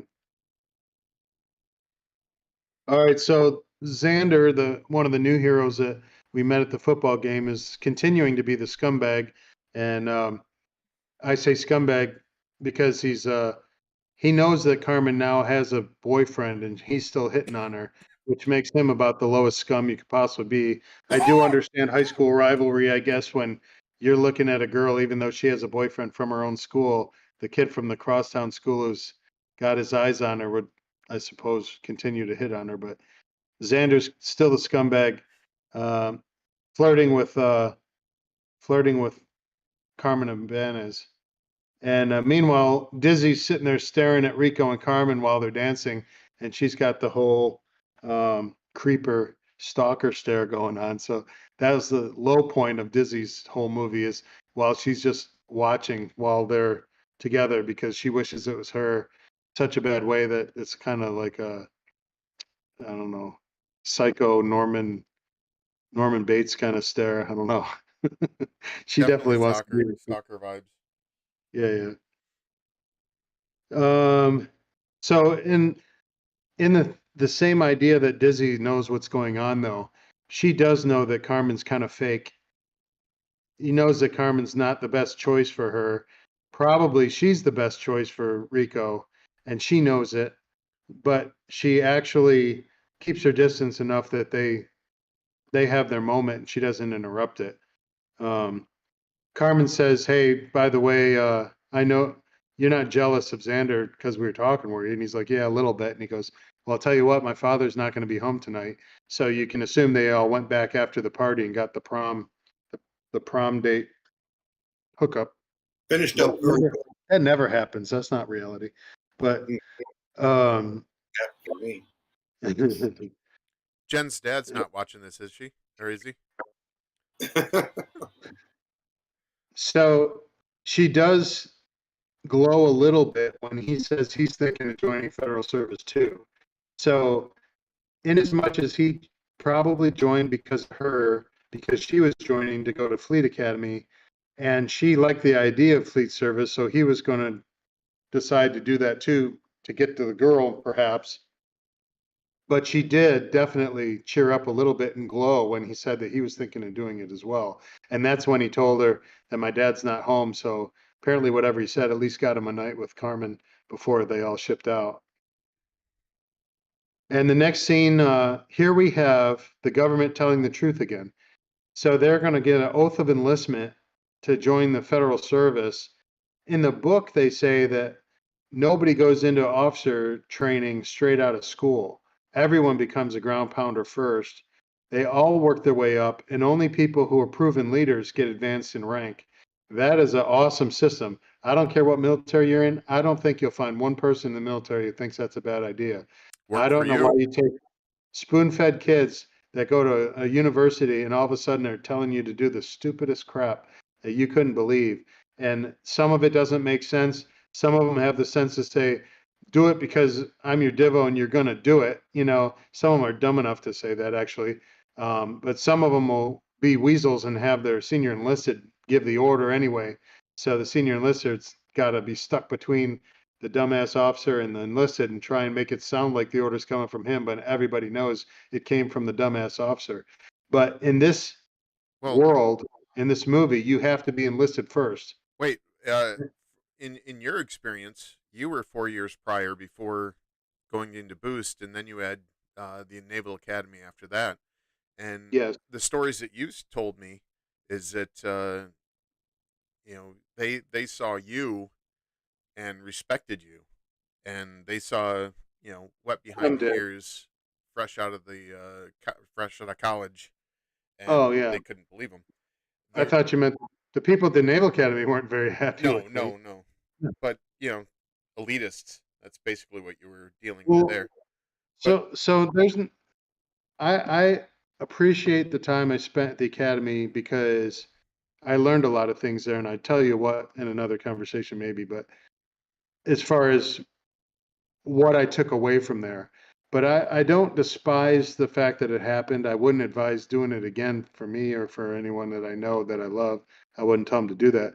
But there's definitely spoon-fed kids that if they get hazed and they get treated poorly on their way up, then they do it to the ones underneath because that's all they know, and they thought that's part of the system, and they still have no idea, But Um, the reason why I put that excerpt into the thing I gave you about having to start as enlisted before you could become an officer was basically because of the captain you had to deal with. And I was just when I was going through the book, I'm like, whoa, this would never have happened to you had she had to be a a prior enlisted and actually learn something instead of just feeling entitled like she did. well, I I don't want to bash the Navy too badly about all this, but they definitely were trying to make quotas, and it didn't matter how many qualified men there were. They had to have a certain number of women, and the supply wasn't that great to choose from because there just weren't that many at that time, and they were trying to fix the numbers, and so some bad eggs get through, and everyone's got bad COs. Everyone can say they have horror stories. I've heard a lot of stories. I think I had a pretty bad one. I don't know. I think she maybe wins, but oh well. Well, that was the Well, reason. That was the main reason why I put it in there for you. I the Air appreciate Force had that same issue too, because especially with us cops, they were trying to fill quotas. They both enlisted and officer. They sent some women in who really shouldn't have been in that career, and yeah, I mean, we had one that we found out she was not from the academy. She just went to college and then became an officer. We found out how she made her way through college while the guys were watching a movie, and that was typical of some of the females that the Air Force sent us, and it wasn't their fault, but it was the Air Force's fault because they thought, well, you know what, they're cops. We don't care who we send them, and they would send us people who really should never have held a gun. Well, I think we already mentioned that it wasn't juvenile delinquency; it's parental delinquency. So the only reason why she was allowed to do what she was allowed to do, or that what she did, was because nobody ever stopped her. Yeah. So yeah, right back to what the story was all about. Yep. All right. So here's the government telling the truth. So if you listen to their oath of enlistment, you actually hear they're not trying to pull anything over on anybody. This is really pretty decent oath of enlistment. It says they're all putting their hands up and says, having been duly advised of the meaning and consequences of this oath, so basically they explain it to you so that you have to say it, that you understand what this means. You're going to sign up for 2 years and for as many years after that as they need you, and then they'll release you after they're done with you, or maybe if you're lucky, 2 years. But having been duly advised of the meaning and consequences of your choice, they weren't trying to slip in some just read the small print sign on the line, no, they were saying this is right out, this is their oath, Just stand here and raise your hand and repeat after me. So That yeah, go ahead. No, that was mine. They at the MEPS, they shuffled us all into a room and said, "Okay, here's your oath of enlistment. Stand there and raise your right hand and repeat after me." Yep. And we had no idea what they were talking about. Well, I had some idea because I like history, Yeah, but it's real but life is most a lot more fascism than this movie is. oh yeah, So, oh yeah. but continue. I'm sorry. No, and it's just that the officers and sergeants at the MEPS were just trying to shuffle everybody through. They had a quota to fill. We got to get 30 people through the MEPS here today, so let's get this done. The physical was, here, sit here on this cold table, raise your arms, cough. Okay, yeah, you're fine. Here, have a shot or 6. All right, Go Well, next. I had an experience where they just shuffled me in and signed me up for something that was like ridiculous. It was basically an apprenticeship program where I would pick up a rate later. I was just going to get some basic kind of program and thrown out as an undesignated airman. And a guy in boot camp who was a lot like Bradchick, I guess, because he understood. He's like, "No, we're not doing this to you." He goes, "I've seen your ASVAB scores. There's no way you're going to do this. I'm going to get you in an A school." So he got me in A school. The problem was they were like 125% manned in that rate. So he Yeah. didn't do me a whole lot of favors there, but it definitely was better than going undesignated as a E2 into the military, you know.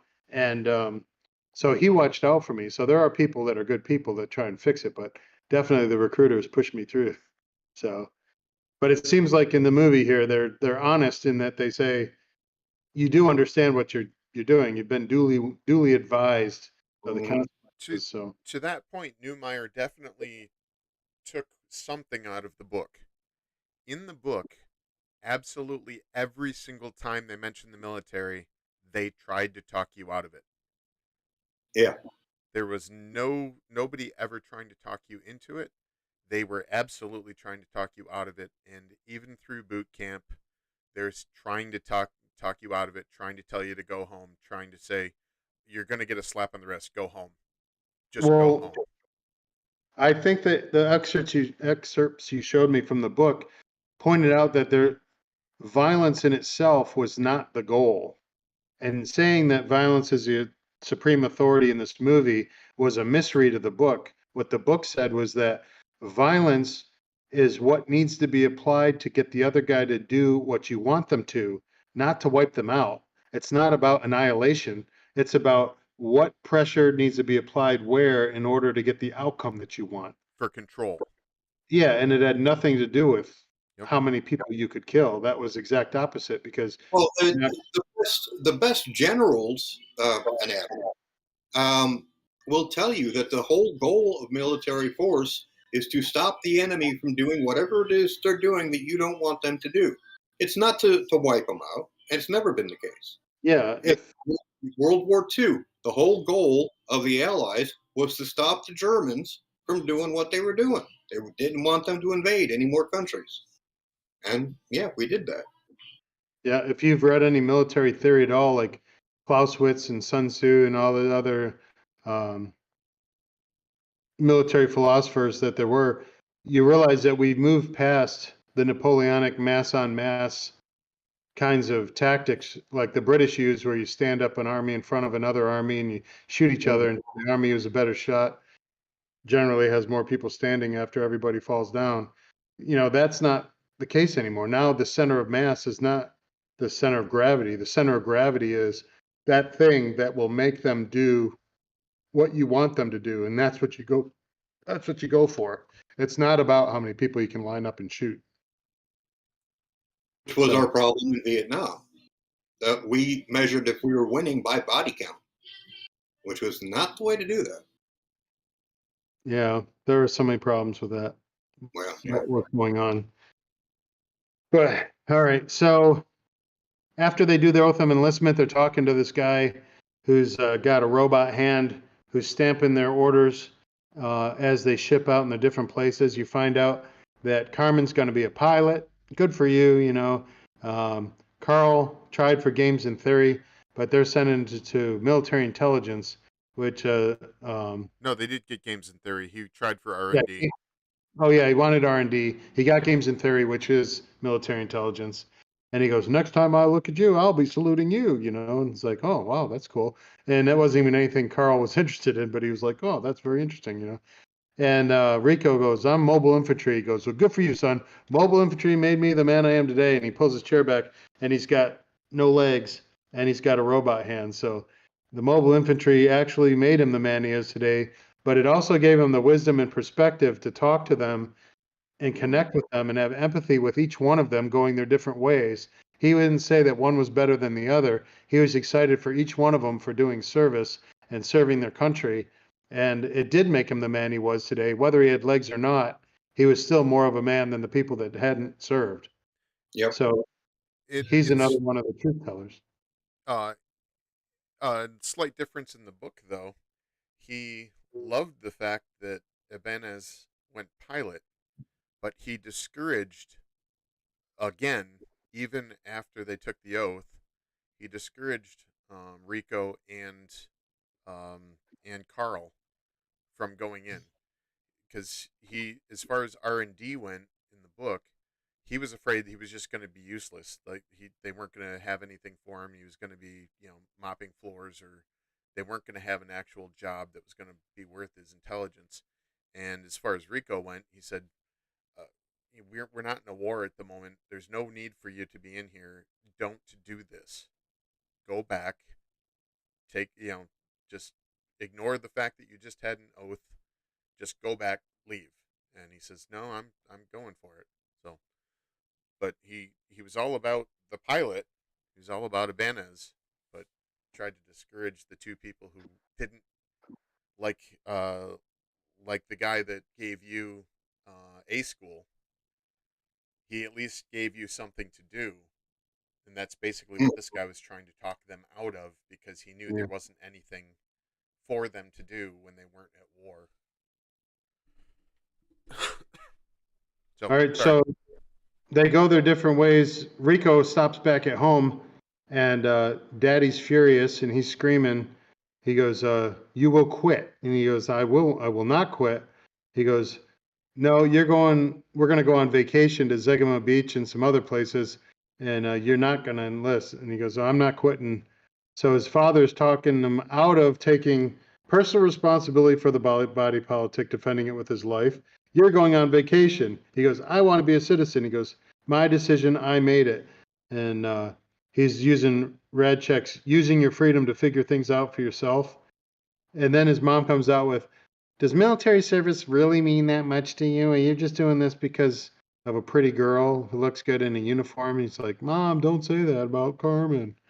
He's like, "Yeah, sure. No, I guess I really mean it, So Rico really isn't even convinced in his own brain that he's done the right thing yet, but he's definitely sure he's not going to follow his father's mandate to do what his father wants him to do. He's not going on vacation. He's not going to Harvard. He's going to join federal service, and he already took the oath, so he's basically in. He's made his own choice, Yeah, and he exercised the only real freedom we all have. exactly. And because it's his choice, he's going to stick with it, even if he doesn't know if it's right for him. Yes. So he he exercised his freedom even if he's an idiot. All right. So now we're got the leaving on the train scene. Um, we do have I don't know if it was right before the daddy yelling at him or with this scene, but they do have this awkward, "Hey, no matter what, let's make sure we're always going to be friends" kind of scene. And that was kind of awkward and weird to me. It I was don't know if just for anyone, it was just so that they could get that um, at the end of the movie. That there was no reason for it, because they do not connect at all in the book at all. He runs into her once. They have lunch. Carl ends up dying about 2/3 of the way through the book. He mentions that Carl's dead. So really, it was just to pay off the end that the three of them can go through anything together. Mm-hmm. Just a plot device, basically. So here's an interesting thing. So if in fact Carmen's family's middle class, knows that she's got the potential to make something of herself, um, he knows he's probably losing his daughter. He's like, "She was late meeting him at the train station because Daddy had to help me pack. Suddenly he's afraid he's never going to see me again." Well, two things. One, that's oddly prophetic because he knows he's probably not going to see her again. Not only because he's not going to live very much longer after that. And the other thing is, if she goes career, she probably won't be coming back to Buenos Aires anytime soon, you know. And the other thing is, she knows Carmen better than Johnny does. She knows, or the father knows, that this is her opportunity. She's going to fall in love with it. She's going to think space is awesome. She's going to think driving these spaceships is awesome. And he just knows. So he was spending time with her before he's never going to see her again if she went career, So Daddy already had her figured out more than Johnny ever did. So Johnny's like saying goodbye. He says, "I love you," and she doesn't say anything back, and there's a odd pause. And he goes, "Why don't you say it? You know, try it on for size." See if, and she's like, "I love you." You know, her mouth doesn't even move. It's just kind of, "I love you," and she knows it's a lie as she's saying it. Her eyes tell you that she just said it because he said to, but she tried it on for size, and it almost made her throw up in her mouth or something. I don't know, but so Johnny watches her pull off into the Micronauts train tube and disappear. And we cut to commercial for the federal commercials. So the next chapter, we have citizens making a better tomorrow. You know, uh, the first thing you see is that there's going to be some sort of a trial. That's the first part of this commercial. Did anyone notice anything about the courtroom? I'm going to make a comment because I noticed something that was very interesting. Because I just read the excerpts from the book that you sent me about corporal and capital punishment as it was handled in the book. If you look at the statue of the the figure of justice that has the two tails of justice, not blindfolded. So normally justice is blind, right? Yep. No, there's no blindfold on this, you know, and I like the society they present here, that all of society is involved in the enforcement of the rules, and they're all either bought in or they're not. And if you want to buy in, then you got to be a citizen to have say. But whether you buy in or not, that's the way we're going to run this place, and punishment is going to come. It's not about rehab. It's not about whether or not we don't want people to suffer or whatever. It's if you do the crime, then you get the punishment, right? And in the book, it basically talks about a guy who was in one of their units for like 2 days, and then he deserts and he kills a little girl, and he goes up after for death kidnapping her. penalty. Yeah, and they spend a whole lot of time showing how that unit was taking responsibility for that moron being in their unit and causing that crime, even though he never really was. Technically, he was in their unit, even if for 2 days, and they were going to go through the motions of silence, not doing this extra pageantry of the military that normally happens for a certain period of time, in respect for the fact that someone in their unit did a heinous crime, and he was going to pay for it, because there's no justice for the family if he didn't pay for it. And if for any reason he got out of that punishment, what if he did it again? How do you justify that to those people, that he escaped justice the first time, was getting rehabbed or something, and then escaped again and did it again? You know, so There's another part of that too. So when you're done with your thought, no, you can go ahead right now. what another thing I got out of it was in the book, as he's describing, if you rehabilitate whoever did this heinous crime, if you actually rehabilitate them to the point where they could rejoin society, they would most likely be so upset that they had done this crime that they would commit suicide anyway. Yeah, because And, if that's the only answer. I thought it was great because that everybody who says, "Oh yeah, rehabilitation can happen," well, sometimes you can, if the crime isn't bad, but other times, if you could rehabilitate them, then the only way you could actually call it a success would be that they would be so upset that they had done it that they would feel like they'd have to off themselves. Which is interesting that they didn't bring religion into this. But if it was an atheist, non-God believing society, then if he was truly rehabilitated, he'd feel so bad he'd off himself. But because we are a God-fearing society based on man is fallen, and the only grace is the grace that's given by God, and then forgive him, and there's hope for his future, then that wouldn't be the case. Maybe he could rehabilitate and feel bad, but also understand that the forgiveness doesn't come from him getting how horrible it was, but that even though we do horrible things, you're still forgiven. It was definitely an interesting thought that he threw in there. Yeah. If it was a atheistic society, if he was truly rehabilitated, there'd be no option for him other than to off himself from the shame. Otherwise, he's not truly rehabilitated because he didn't think it was such a heinous thing. So, but I like the fact that it was going to be on all channels, all nets at 6 p.m. You know, prime time. Everyone's going to watch it. He committed murder. He's going to be put to death, and you are going to participate in the punishment that puts him to death for his heinous crime. So, you George know, did a bit on that. Of course, he was satirizing it, but he did a bit on that. If you ever listen to it, it is funny as all get out. But here's an interesting thought. You mentioned that the statue of Lady Justice was not blindfolded in the courtroom. So I looked up why Justice is blind. And it turns out that originally they blindfolded her as a satire in the depictions in the newspapers and stuff, because they were saying that she was blind to the injustices that happened in front of her. in the justice system too. Right.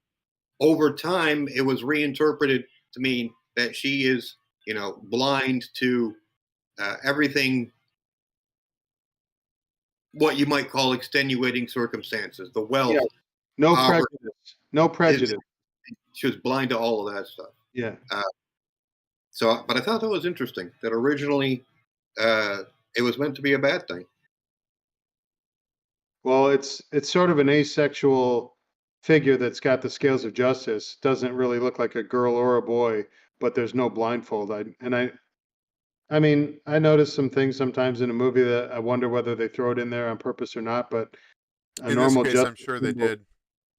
They had mentioned during the commentary that that the courtroom scene was done on purpose with instant trial, instant conviction, and instant yeah. punishment. And again, their failure is perfect on every level because I like that scene and I like that system. So if you were trying to make me mock the idea, good job. You did the exact opposite and you convinced me that's a great system and I wish our system was more like that. So good job on turning me off of that idea. You know, you failed. Anyway, okay, so next We're commercial. we're There's almost 2 five. hours in. No, we're only really like No, 15 minutes into the movie. I know. It's We're only it was like 13 minutes in the movie, the last scene, because I put the timestamp on every once in a while. But that's okay, whatever. We're talking about a lot of stuff, and we could easily gloss over some of the scenes that weren't as impactful. But this is all building up what the society means, how the characters are going to develop, who the people are to listen to. So I don't think we've wasted our time, even if we don't cover everything as in depth as we have the previous stuff. Oh, But yeah, it's definitely not been a waste of time. yeah. So there's 1, 2, 3 more segments of this federal commercial because I boxed them out whenever they changed the scene of the commercial. And the next thing you have is the guy from Psyched TV show. If you think you're psychic, maybe you are. And the eyeball opens up on his forehead, you know. And there are federal studies ongoing. We're trying to find out whether or not people are getting psychic abilities. You know So what just that reminded me of? You guys ever watch Babylon 5? well, I know Theron. Yeah. And you remember what was the name of the psychic corps? Psychor. Psychor. They would do commercials like that. Little Johnny gets picked on in school. Oh wait, I'm from the Psychor. I think Johnny's a psychic. Let's take him away to our Psy Academy so that we can teach him. And that's what that commercial reminded me of. And I absolutely love that they actually put a frame of join the core now, something. I Yeah. can't remember exactly what it was, but it was a blip that you have to actually catch it and pause it in order to read it.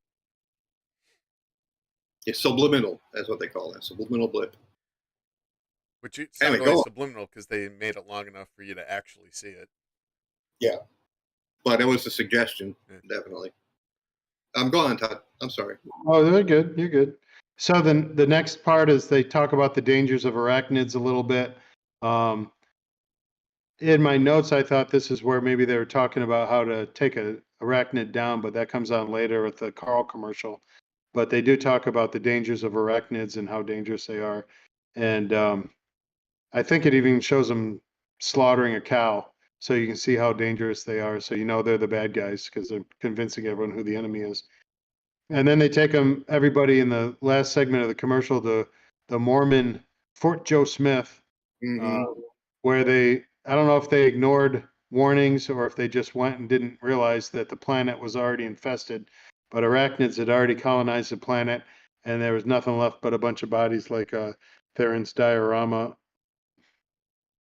on the Yeah. body pieces and legs and arms all over the place. But it seems like there's absolute carnage and chaos and death whenever the bugs take something out. All right, so everyone's made it to boot camp, okay? And we're going to be introduced to a couple more heroes in boot camp here. The first one that you see is Sergeant Zim, who's the drill instructor, and he's giving his welcome to boot camp speech, like the Steers and Queers speech from Full Metal Jacket, and basically saying, you're not good enough the way you are. Some of you aren't going to graduate. You're not good enough the way you are. What I think he meant was not that you wouldn't make it through the program, but the people who walk through the gate are not the people that'll be walking out of the gate. So he goes, you're not good enough the way you are is a hint that they're going to mold them into a unit that works together. They're going to, they're going to give them all the things the Marine Corps in boot camp break you down to the bottom and build you back up as brothers from the bottom, which is a harsh way to go, but it's tried and true, and it's been going on for generations. Yep. The Navy boot camp's not quite as harsh. It's harsh for some people. It's harsh for the people that don't get it.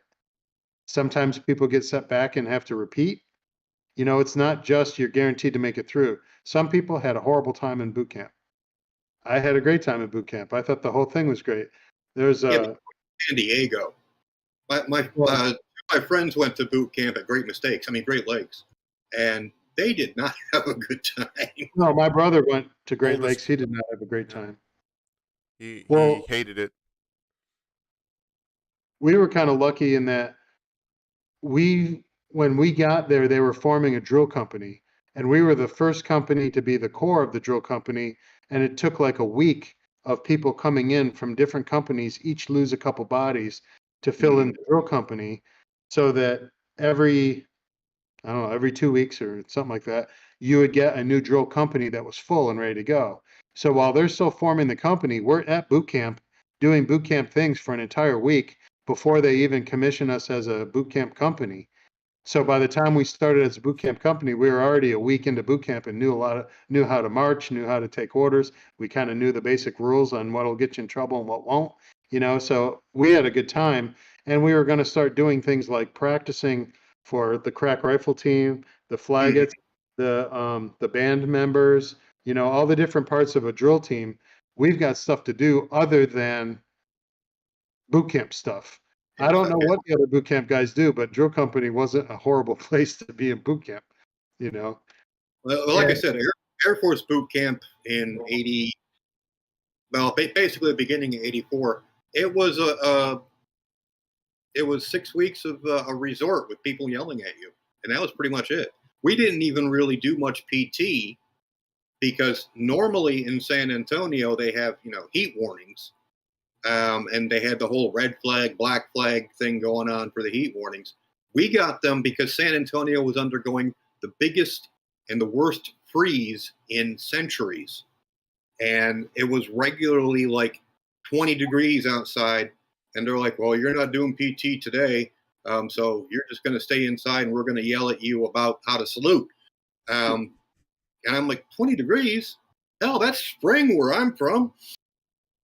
We had such cynical drill instructors when we had to do things indoors, which did occur sometimes. You had to do stuff indoors. indoors. They would take everybody and they'd make you fold all your clothes in the right way and bring them in single file to the company commander. And he'd look at it, he'd look around, he'd point out what's wrong with it and throw them across the floor. So you had to pick up all your stuff, go back to where you came from and refold everything and get back in line again, or you're going to do it again. And they'd pick your stuff, they'd find one thing wrong and throw all your stuff across the floor, scatter it, and you'd have to pick it up and do it again. That shit was the funniest shit I had ever done in my whole life. I thought that was fun. Right? When we had shoe shiner stuff, the company commanders would sit there and say, nope, this is terrible. I want you to do 10 push-ups and I want you to say, I'm sorry, shoes, every single time you go down. So you're like, I'm sorry, shoes. I'm sorry, shoes. And you're talking to your shoes, right? Trying not to laugh. You ever try and do a push-up while you're cracking up and spitting stuff out your nose because it's so funny? It was just, I don't know. I enjoyed it, but okay, so where am I? Okay, boot camp. I'm trying to find where I left out. All right, so everyone thinks it's kind of funny that he's saying that you don't rate that good and you're not going to make it and all this stuff. And a couple of guys, Sweet, I think his name is something Sweet, Kitten Smith is laughing, and he beats him with a stick and tells him to go run around the armory and tells another drill instructor to go keep pace, and he's beating him with a stick too, and he's running. So he's not laughing as much anymore, but he's probably still laughing. But if he'd stuck around and what's going to happen next, he wouldn't be laughing so much. So he goes, who among all of you think you got what it takes to knock me down? And the big dumb farmer goes, I guess I think I do, sir. And he comes up and goes to fight him, and he gets taken out down on the ground, takes his arm, breaks his arm. So compound fracture, sticking up into the sweatshirt with a big wet spot where it's probably bleeding. He goes, what's wrong with you, soldier? He goes, I think it's broken. He goes, yeah, it is broken. He goes, medic, and he goes, so I think it proved who he was. He was a drill instructor. He's got more than you do. And it's funny that their medical technology is good enough that you could give someone a compound fracture of their arm and they'll still graduate with their boot camp company anyway. So I thought that was hilarious. You see him with the cast thing. Yeah. He goes, pain is in your mind.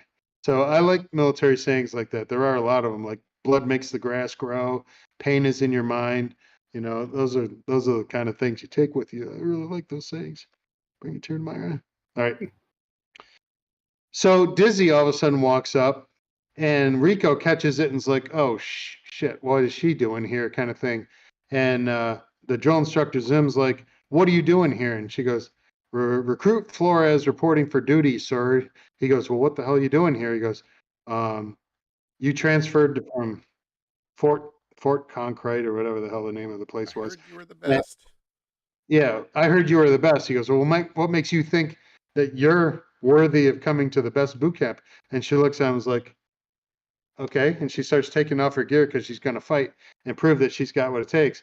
And some of the other girls are like, oh, she's going to make squad leader. That's the kind of girl I want to follow. And so she does pretty good. And she rings Zim's bell pretty good. And he's kind of stunned. Next thing you know, he sweeps her leg and then he gives her the knee press to the neck until she's like pretty much passes out. And, but that's how she proved that she was good enough to be in the company. She probably got Zim's ultimate respect for that too. That action was Tsushimi's in the book.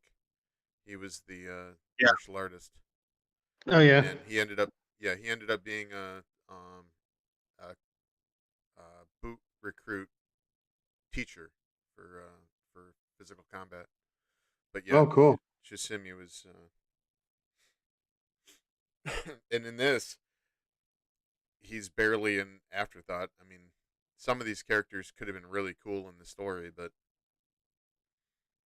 Kitten was interesting too.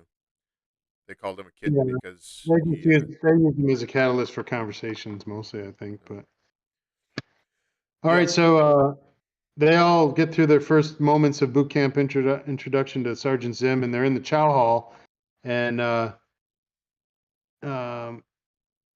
they're fighting in the line for chow. Ace Levy jumps in front of everybody, and they're like, get in the back of the line. He goes, what are you doing? And he goes, you got a lot of balls for a rich kid. He goes, I guess we can be friends. And now they're all chummin', and then the farmer pushes him back, goes, get in the back of the line, and they're all kind of laughing about it. But there are people that are just like Ace Levy that are jerks, and you got to stand up to those bullies, you- and everyone. Did you notice that Zim was right behind watching? And Yeah. the very next scene, he's talking to somebody else, probably one of the other instructors, and saying, probably we need to watch Rico because he might be enough to become a squad leader. Yeah, they notice when the people are doing good, and Rico is starting to get noticed. Yeah. So Diz tries to sit down next to him and eat chow with him. And is like, hey, you want to eat together? And he's like, no, thanks, Diz. And he goes, I joined up to get out on my own and away from Daddy, and you had to tag along and ruin it. And she goes, you think I joined mobile infantry because of you? And he goes, are you saying you didn't? So they're both kind of calling each other's bluff, I guess, because Dizzy knows why Rico joined, and it was because of Caermon and Ibanez. And Rico knows that she joined to follow him because she's got a crush on him. But she gave up her career in football, which she probably could have done quite well and got scholarships to college. So she's obviously following Johnny, perhaps, but it's also not a bad way to go either because she had all the skill sets you needed to be mobile infantry. Anyway, she had all the skills for that. All right, so you get to the obstacle course. She had a Huh? tactical mind. She was the quarterback. Yeah. Well, she's on the obstacle course, and so the argument that Ace was having with everybody about being squad leader was that you either have what it takes or you don't. And that's rather prophetic, and that'll come back a couple times in the near future. But you either have what it takes or you don't was said by Ace, the guy who tried to jump in line. And now the next day they're on the obstacle course, and Johnny and Ace are arguing about who's going to be squad leader and who's going to be the best. Rico goes, it's not about whatever they were saying. It's about who's the best. And next thing you know, hey boys, here comes Dizzy, and she chest kicks each one of them off the platform down about 2 stories into a big mud pit. And she finishes the course and sits there and goes, I made it through the course. Obviously she was the best, so it was actually kind of prophetic. You either have it or you don't. And she has it, obviously. Yep. And then we switch to the knife throwing exercises, and everyone's doing okay, making the knives stick in the board like 7 feet away, which is pretty good for the day one, I guess. But Ace is having some problems, and he throws the knife and it bounces back and almost stabs him with his own knife. And so he goes to Zim and he's like, hey, what do you need a knife for in a nuke fight with bugs anyway? You're just going to nuke them, right? And so Zim is like, put your hand on that wall. And he's like, what? He goes, put your hand on that wall. He's like, okay. He takes a knife and he throws it, and also funk sticks it into his hand, and he's screaming in pain. Ah, and here's this knife, pretty much cut every tendon in his hand, stuck it to a wall. And he goes, the enemy cannot push a button if you disable his hand, which is like, okay, lesson learned. You didn't need to stab this guy in the hand, but it's still kind of funny. He's like, what's wrong with your arm? I think it's broken, sir. And he's got his hand stuck to the wall, right? Medic, you call for the medic and it'll all be better. This is actually the part of the book where they start talking about control military not being straight violence, because they were talking about the sentry that you're throwing this knife at might have a nuke, might have a larger weapon, and maybe you want to quietly kill them instead of just throw an H bomb down on them from orbit. Maybe there's reasons why you want to be quiet, and that's where they ended up having that whole or that whole part of the book where they're talking about military control not being just straight violence, but being tactical. So okay, now we come to the eye-opening scene for the people that didn't expect to see this sort of thing, where the director thought he was making everybody in the future not care so much about the individual sexuality of people. So we have men and women showering together in boot camp. I will tell you that it is reminiscent of boot camp. I'm sure the Air Force had rug-lined, nice felt stalls with brass handles on the door so that you had your privacy. But in our boot camp, we had like 5 toilets side by side with no walls, facing 5 toilets side by side with no walls. So not only are you spread leg taking a dump in front of somebody and they're checking you out and you're checking them out, but there's zero privacy. And so you learn to take a crap with a bunch of guys. I can't imagine what that would be like with girls, but they're trying to show that in there. So I get the sentiment, I guess. But they're all like thinking nothing of it. It's just they talked to the what's his name again? The director? Verhoeven. Huh? Verhoeven. Every time you say it, it makes it even more scrambled in my head. But whoever, the director thought he was doing something that I don't know if he was accomplishing what he thought he was doing. And I was trying so hard to say his name. I don't even know what my point was going to be. So let's keep moving, I guess. But what I was going to say is he was doing it in RoboCop. So he was trying to say that, yeah, it's gritty. We're in Detroit, OCP, you know, and the cops working together to stop crime, which is like as bad as in Judge Dredd, crime blocks and stuff. And they're all changing their clothes in the same locker room, and it's no big deal. There's a breast shot of some girl changing her body armor and stuff, and you're like, whoa, well, that's pretty gritty. They don't even care about that stuff. So he repeated it again in this movie, and so you've got all these guys and girls. It's not something we think about. You know, we're all soldiers together. There's nothing there. You know, it's a lie. It's an absolute lie. You can't have women and men in the same ship without them thinking about, hey, we're women and men and we're on the same ship. You know, there's no way. You can't take it out of there. You get people caught finding nooks and crannies and repair lockers and all sorts of things, doing crazy stuff. That's one of the things that he was against in the book. I'm sure Newmeyer actually mentioned it to him, if Newmeyer had read it. But Rico was always saying that it was nice to stand watch on a naval vessel because even though you knew that you might not see a woman, you knew where they were. The bulkhead 30, the women were actually on the other side of that, and every once in a while, one might be walking through, and you're standing attention. You get to see a girl, and that made your whole week, month, whatever.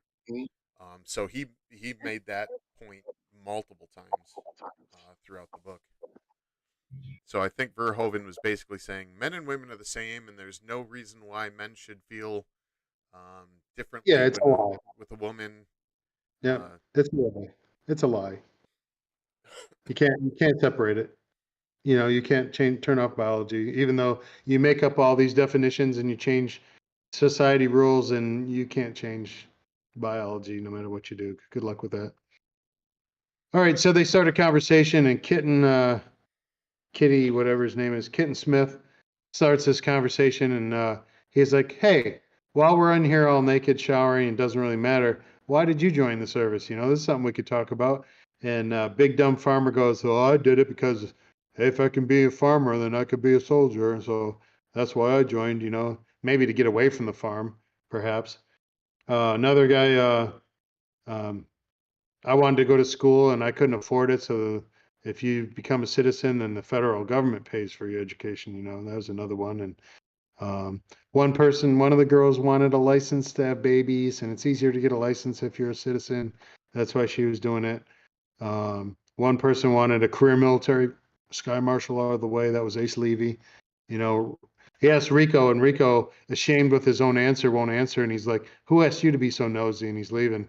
And Dizzy comes in, and she strips down and starts taking a shower. And they're all like, "Hey, Diz, you knew him back in Buenos Aires. Why did he join?" And he goes, "Oh, he's here because of a girl." And they're like, "Oh, Rico, here for a girl. Was it you?" And she's like, "Maybe." You know, it wasn't, but There was one more that you didn't mention. It was politics. You can't go into Yeah. politics unless you served. That was the first one I had on my list, and I skipped it for some reason. In order to go into politics, you need. So that would be interesting. I think that in the excerpts from the book that you sent me, it said something about that. Oh, I've got it right here. The rule by military veterans is the ideal form of government because only they understand how to put collective well-being above the individual. People, so that one statement. to have a government run by veterans, they know that the good of the many outweighs the good of the individual, and they put their S's on the line. They lost arms and legs and their eyes, and they put it all out there because they thought there was value in fighting for that. And they're the kind of people that you want to be in charge of a government. I like that idea too. So if you're trying to mock that, you screwed that one up too, because you convinced me that that's a good idea. So good job. You're batting 1,000. Exact opposite of what you want to do with your satire. Good job. All right. They go to the bunk room a couple times, a couple scenes. The first scene, we get the idea that everyone in Rico's company is his new family. So he's got the love and the empathy of everybody there, as opposed to at home when his mom didn't get him and his dad was overbearing and definitely was in charge and had all the say, and he had no say. There were, I don't know, they're good friends, good looking guys and girls. They were all one big happy family screwing around together. And he gets a phone call message thing from Caermon Ibanez, and they're all like, "Whoa, Rico, she's hot." He goes, "You don't deserve that," And she's like, "I'm doing good. Write to me when you can," And they're all making fun. And anyway, it showed that his new family was the unit. Dear John. I think. No, not yet. That comes up later. Oh. Yeah, there's another bunk room scene after we'll get there. It's coming up. So after the bunk room scene where they all see Caermon, it shows Caermon in her crazy pilot scene where they're all racing with Stack Lumbrizer, whatever her name is, the other blonde pilot. They're racing to try and see who's going to pilot the shuttle up to the training for the day. And so they're running. And interestingly, Stack Lumbrizer, whatever her name is winning. And then Caermon jumps on the rail and takes the optimal navigation route to get there and beats her, even though she was behind. She beats her and she gets in the seat and she gets to fly. And all the guys come into the shuttle and they're like, "Oh no, not Ibanez again. She's crazy." And she takes off full blast out of the hangar bay and takes him on some route like the Millennium Falcon trying to go through the Death Star before it blows up. And don't do anything to my ship, and it knocks off the antenna off the navigation relay or something. But no, she actually did pretty good. She didn't hit anything, but she zips through the superstructure of this moon space station that's a giant ring around the moon, and there's a bunch of space cruisers moored at their moorings, and they're in the shuttle, and Stack is like, "Why are you so happy today?" And she goes, "Because today I get to pilot one of those," and they fly over the cruiser, and so that's kind of exciting for her. But it was funny that she made it to the pilot seat of that shuttle before the other one because she took the optimal route. I'm just saying, might come up later. Well, it might be on the test. It could be that she made the Kessel run in less than 12 parsecs. It could be. She could have. When we almost talked about that in the other one, remember that if parsec was a distance and not a time, he did take an optimal route through the thing that no one in the right mind would have taken. Instead of following the path, he went right through the cloud. So it could have been 12 parsecs, could have been a distance when Dad was talking about that. Yep. Anyway. He did that in the solo adventure. They did that purposely in order to make sense of his statement in Star Wars that he did it in 12 parsecs. Yeah. Well, there was a timer ticking down on the material that was going to explode. So you could still walk away not catching that, and you still might think that 12 parsecs is an amount of time if you weren't paying attention. But I forget who the writer was of that movie and the director. But they pretty much because Lucas had said later on that Han Solo made that statement. He made him make that statement on purpose to show that Solo was a braggart who really didn't know much about what he was talking about. And then they go ahead in the Solo movie, and I know we're getting off into a different universe here, but they did that in the Solo movie, and it totally went against what Lucas was intending in the original. But anyway, That never happens. All right, so they get to the Roger Young, the cruiser that Caermon's going to learn how to fly, and guess who turns around? It's scumbag Xander. You know? And she's like, Xander, what are you doing here? And he's like, well, it wasn't really an accident. I heard about some girl coming through the academy who was really good at math and was kind of crazy on the stick, and I figured it was you. When I found out it was you, I made sure that we'd bump into each other. So he goes, oh, so you're going to be my flight instructor, right? And he goes, yeah. So anyway, she's a little reckless, and she says that none of her flight instructors could ever keep up with her and stuff. He goes, well, don't exceed port speed. And she goes, or what? And it's like, they're going to revoke your pilot's license and mine too. And she goes, oh, so your career's in my hand, right? And they're flirting back and forth. So obviously she's got no loyalty to Johnny whatsoever. So I don't know. They could have kept those other scenes in. I was convinced without the other scenes, but they could have kept them in. I wouldn't have been upset. Yeah, they the test Wouldn't you? audience overwhelmingly on their cards called her a slut. Well, did you ever see Rocky Horror Picture Show? I'm assuming you did. Yes. Mhm. Slut. You know, every time she's in a scene, everyone goes slut. Anyway, Paul, did I have you no idea what you you're and talking about. we went to go see it together, didn't we, Paul? At one You time? went to the theater the one time. I think Yeah. with Shutter. That wasn't Yeah. that the time that they stopped the you couldn't bring the food and the rice and That we went last time, and the big thing was the problem was because there's a scene where everybody's supposed to shoot their squirt guns at the scene at the screen, um, but I think when it was raining or something. But it turned out that people were bringing squirt guns and just having big squirt gun wars during the entirety of the movie. yeah. So Well, I have a funny story really quick, and this is way off topic, but so when we were in Memphis, Tennessee, there's a bar called Silky Sullivan's, and it's a Irish theme. And they had a drink called the Diver, and it was a bucket with a diver helmet printed on it.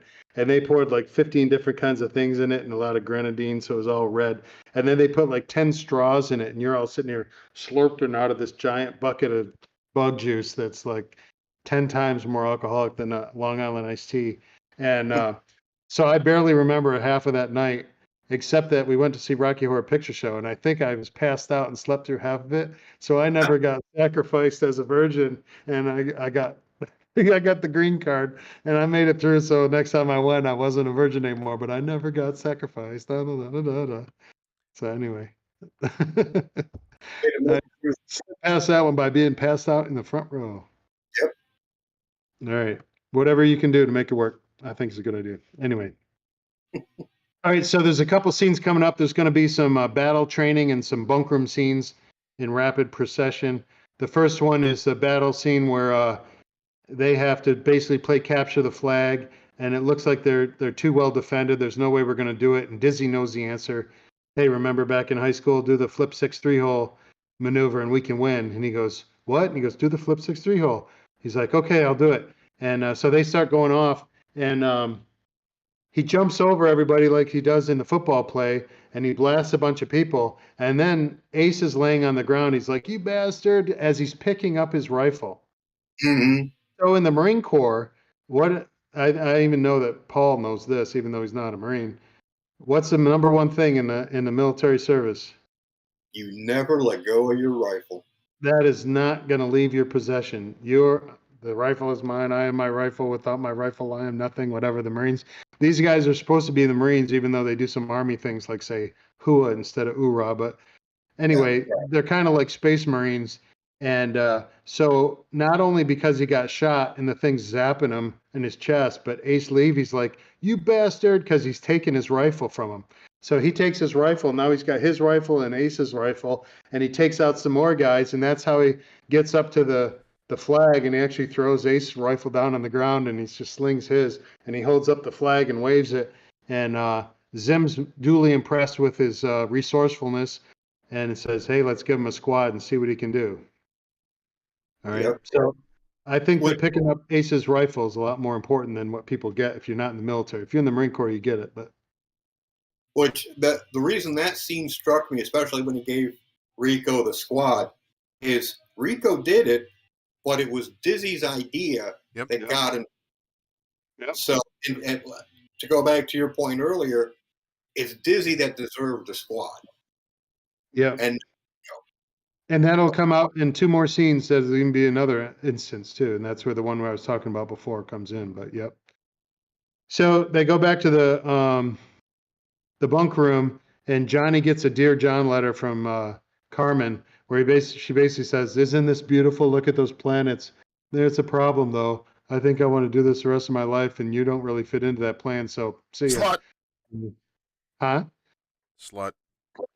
Slut. Jane, you Yeah. ignorant slut. If I say Caermon, you guys go slut. You know. Slut. You see Rico, you go jock. Anyway. All right. Dumbass jock. So here's an interesting thing. Remember, I said the two protagonists are Radcheck and Dizzy, right? Mm-hmm. Dizzy's watching Rico get her Dear John letter, his Dear John letter, and she is heartbroken for Johnny. So she has a crush on Johnny, but you watch her react to Johnny getting let down, and she's like, "Oh, that sucks. That sucks for him." She honestly feels for him that he's got feelings. he broke up with his girlfriend, even though that's the one thing in her life that she would have loved happen. She still had enough empathy for Johnny that if she felt bad. And I thought that was well played by the actress. Whether the director meant for that to happen, I thought that's Dizzy staying in character. If she gets it, she knows what's going on. And when it all gets to it, we just showed it in the earlier bunk room scene when they were all screwing around, that they are family. Rico's been her family and survived. Everything to date anyway, nothing bad's happened yet, but she's definitely family and she feels for him, and I like that about Dizzy's character, so good job on that. Mm-hmm. So Carmen's dad calls it. Carmen's dad had it right. He packed a long time because he knew he wasn't going to see his daughter for a while, and he was right, because she went career. So Carmen rips off the dating Band-Aid and basically tells Johnny to grow up a little bit, even though she didn't say those words, but this is where Johnny it really starts to sink in that it's time to grow up. Mm-hmm. So that's his first grow up moment, I think, is that he no longer has the girlfriend of his dreams. Ace even tries to make him feel better and says, "What about squad leader? You got that on your own. It doesn't matter why you joined up. You've got the goods. So don't No, he feel didn't. bad. And besides, you still got me to kick around," which is something good for Ace to say, because Ace was a bully and Ace was a jerk, and he was a very type A plus personality. But he was like, "I know you're feeling hurt, buddy, but you can still kick me around. I'll be your wingman," even though Ace wanted to be squad leader. Yeah. He goes, "I'll be your wingman," because he felt bad for him too. So Rico's got his family now, his real family. But Rico didn't even realize that he didn't get. Well, actually, part of the conversation he had with Dizzy, did he actually realize that she was the one that might have been true? It was a quick throwaway line. No, he does it. He says, "I couldn't." When he gets squad leader, he goes, "I couldn't have got it without you, Diz." Yeah. And he gave her some recognition, even though it was sad that she didn't get it, and he kind of knew she should have got it. It was her play, Yeah. it was her call. And the fact that he got it was because it's kind of a male-dominated thing. And remember, I was the captain of the team. Even though Dizzy was a quarterback, Rico was the captain of the team. So he still thinks that he's kind of high at top of the pyramid of that goes, as far as that goes. All right, so Rico, time to grow up a little bit. And we go to the next battle scene. And now Zim is saying, all right, boys and girls, this is a live fire exercise. He goes, you will exercise extreme caution on my assault course. You know, here he is telling the truth. Hey, this is dangerous and you will be careful because people will die. It's not a surprise. It's not an accident. You know, he's making sure they understand. Well, people do get screwed up. I don't know if it's Shishimi, whatever his name is, Shijimi. He gets hit because they say, get down, and he gets hit anyway because he didn't get down. And then Breckenridge gets in the other girl, the girl who, what she wanted to go into politics or she wanted the baby, whatever. One of the girls gets in her line of fire. Huh? Politics. Yeah. Yeah. So he gets in the line of fire. She's like, God damn it, Breckenridge, clear my line of fire. You know, you're going to get us all killed. We're going to do bad on the score because you're big and dumb. He goes, yeah, no, I'm just a farmer, big and dumb. He goes, this is my helmet. I can't see. So Rico goes, let me see it. So he takes off his helmet. Meanwhile, politics girl's not paying attention. So one of the robot drone things in the obstacle course shoots her. She falls down being stunned by her vest and shoots Breckenridge in the head and blows his head off. And here we go. We learned this from Zim. Medic, you know, but this time you ain't going to put a Band-Aid and a Bacta tank on that head. You know, it killed him. Skull is missing, but medic. Yeah. So they go before the man, who's the CEO of the boot camp, basically. Zim's there and Rico's there, and he's feeling crushed. And this is where Rico's growing up. Whether or not he brought this with him or whether he learned this, but he definitely had the character to take responsibility. He took responsibility. He acknowledged that he was the one that told Breckenridge he could remove his helmet. It was him that broke the safety rules, you know, and he tells the truth. So he's honest, and it knows that he's going to be in a lot of trouble. He might even get kicked out of the service for this, you know. And but he told the truth, and he said, "I wanted everybody to win," and he was honest. And the commanding officer asks Zim, he goes, "Is there any hope for this soldier?" And Zim goes, "Yes, sir, there is." So that's the first time Zim vouches for Rico. He's seen what Rico has and understands that it's a dangerous game we're playing and that it's people get hurt in this, and it was an accident. It really wasn't Rico who pulled the trigger. It was one of his squad mates who did it. But he did break a safety rule and someone died because of it, you know, but he's got potential. So he vouches for him. So that's the first time Zim vouches for Rico. And then the guy goes, well, if you're going to stay in, then it's administrative punishment.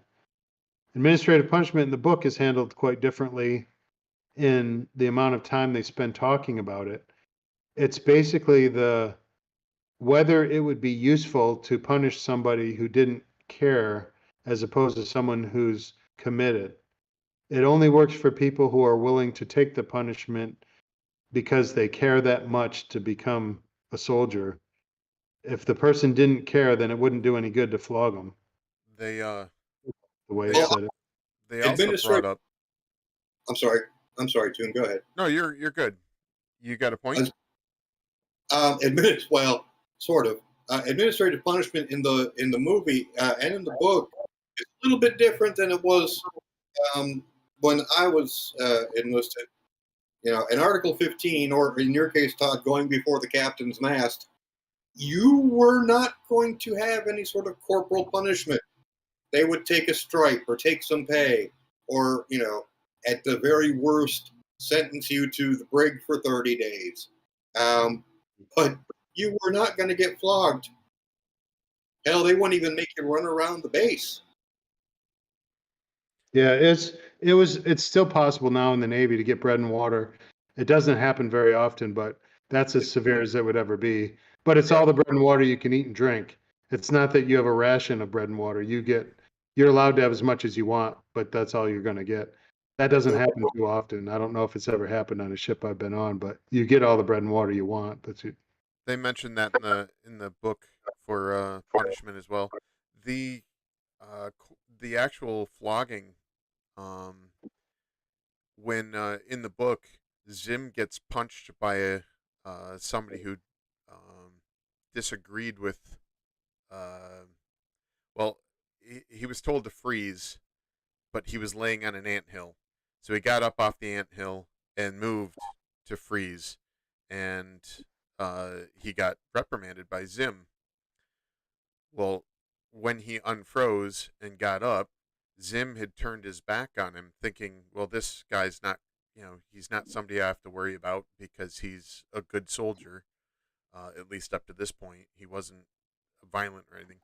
And the soldier clocks him. So when he goes for punishment, the cadet, the boot, insisted on talking to the higher up, and Zim was trying not to. So Zim stays completely quiet, and this boot actually, in what he was saying, where he actually hit Zim, ended up causing a court martial, or as close to a court martial as you can get on the boot camp. If it had gone to court martial, he would have hung. So after this, they end up flogging him. But after it, Rico, who just happens to be working at the captain's in the captain's office doing administrative work because he had hurt himself, overhears Zim and the captain talking, and they're both completely remorseful about the fact that they had to do it, because they tried every way to get this kid to not say anything, and Zim was going to let it slide. And it was in the book, they specifically said they didn't want to do this. They don't want to cause people any pain. They would rather just send the kid home. But because the kid insisted, they ended up having to punish him because the kid wouldn't shut up. So it was interesting. It's to the officer that he struck a superior, which, yeah, that's a court-martial offense, and you could end up before the firing squad. Or I think in their case, they hang everybody. Yep. But it was really interesting, though. Apparently, there's a lot of depth in the book, and it's worth going to finish. It's worth the read. I've read a couple chapters now, but I haven't read the whole book. But they talk about normal corporal punishment is 3 lashes and not 10. So the fact that Rico got 10 was pretty spectacular. They even said 5 is the max in the book. And did you notice the fact that there's a couple of large hints that Zim has had this happen to him? Yeah. Especially when he Rico the leather thing to bite on. He goes, "It'll help, kid. I know." Like, yeah. Oh, okay. He did that in the book, too. Yeah. Yep, so that's good. So now Ace is kind of watching shamefully at the flogging because he's now wearing the squad leader badge because Rico got stripped of his squad command. And that's where Dizzy got passed over. So Diz was the clear second in that squad that probably should have had squad leader. She should have been first. She should have, I guess, yes. But after Rico, even if there was confusion about capture the flag, where Rico is the one who actually got the flag, whether it should have been Dizzy or not, now Ace Levy has it, and that's clearly wrong. At least it should have been Dizzy. You know, whether it should have been Dizzy before or not, there's no question that she should have been the next in line to get it. Well, it's interesting because it's a kind of meritocracy, but it's more physicality is what they were pushing at there. It's like he was able to do it, so therefore we'll give him the leadership. And the thing I hated about retail is the best salespeople get promoted to leadership, which is the dumbest frickin' thing in the world. Just because you're good in sales doesn't mean you can manage anybody.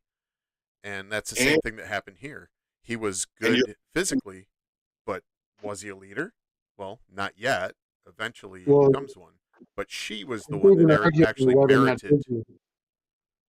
It's even arguable whether or not Dizzy had more physicality than he did. She did dump him into the mud, you know, and she won in that, of course. But he showed to a point, and there was obviously some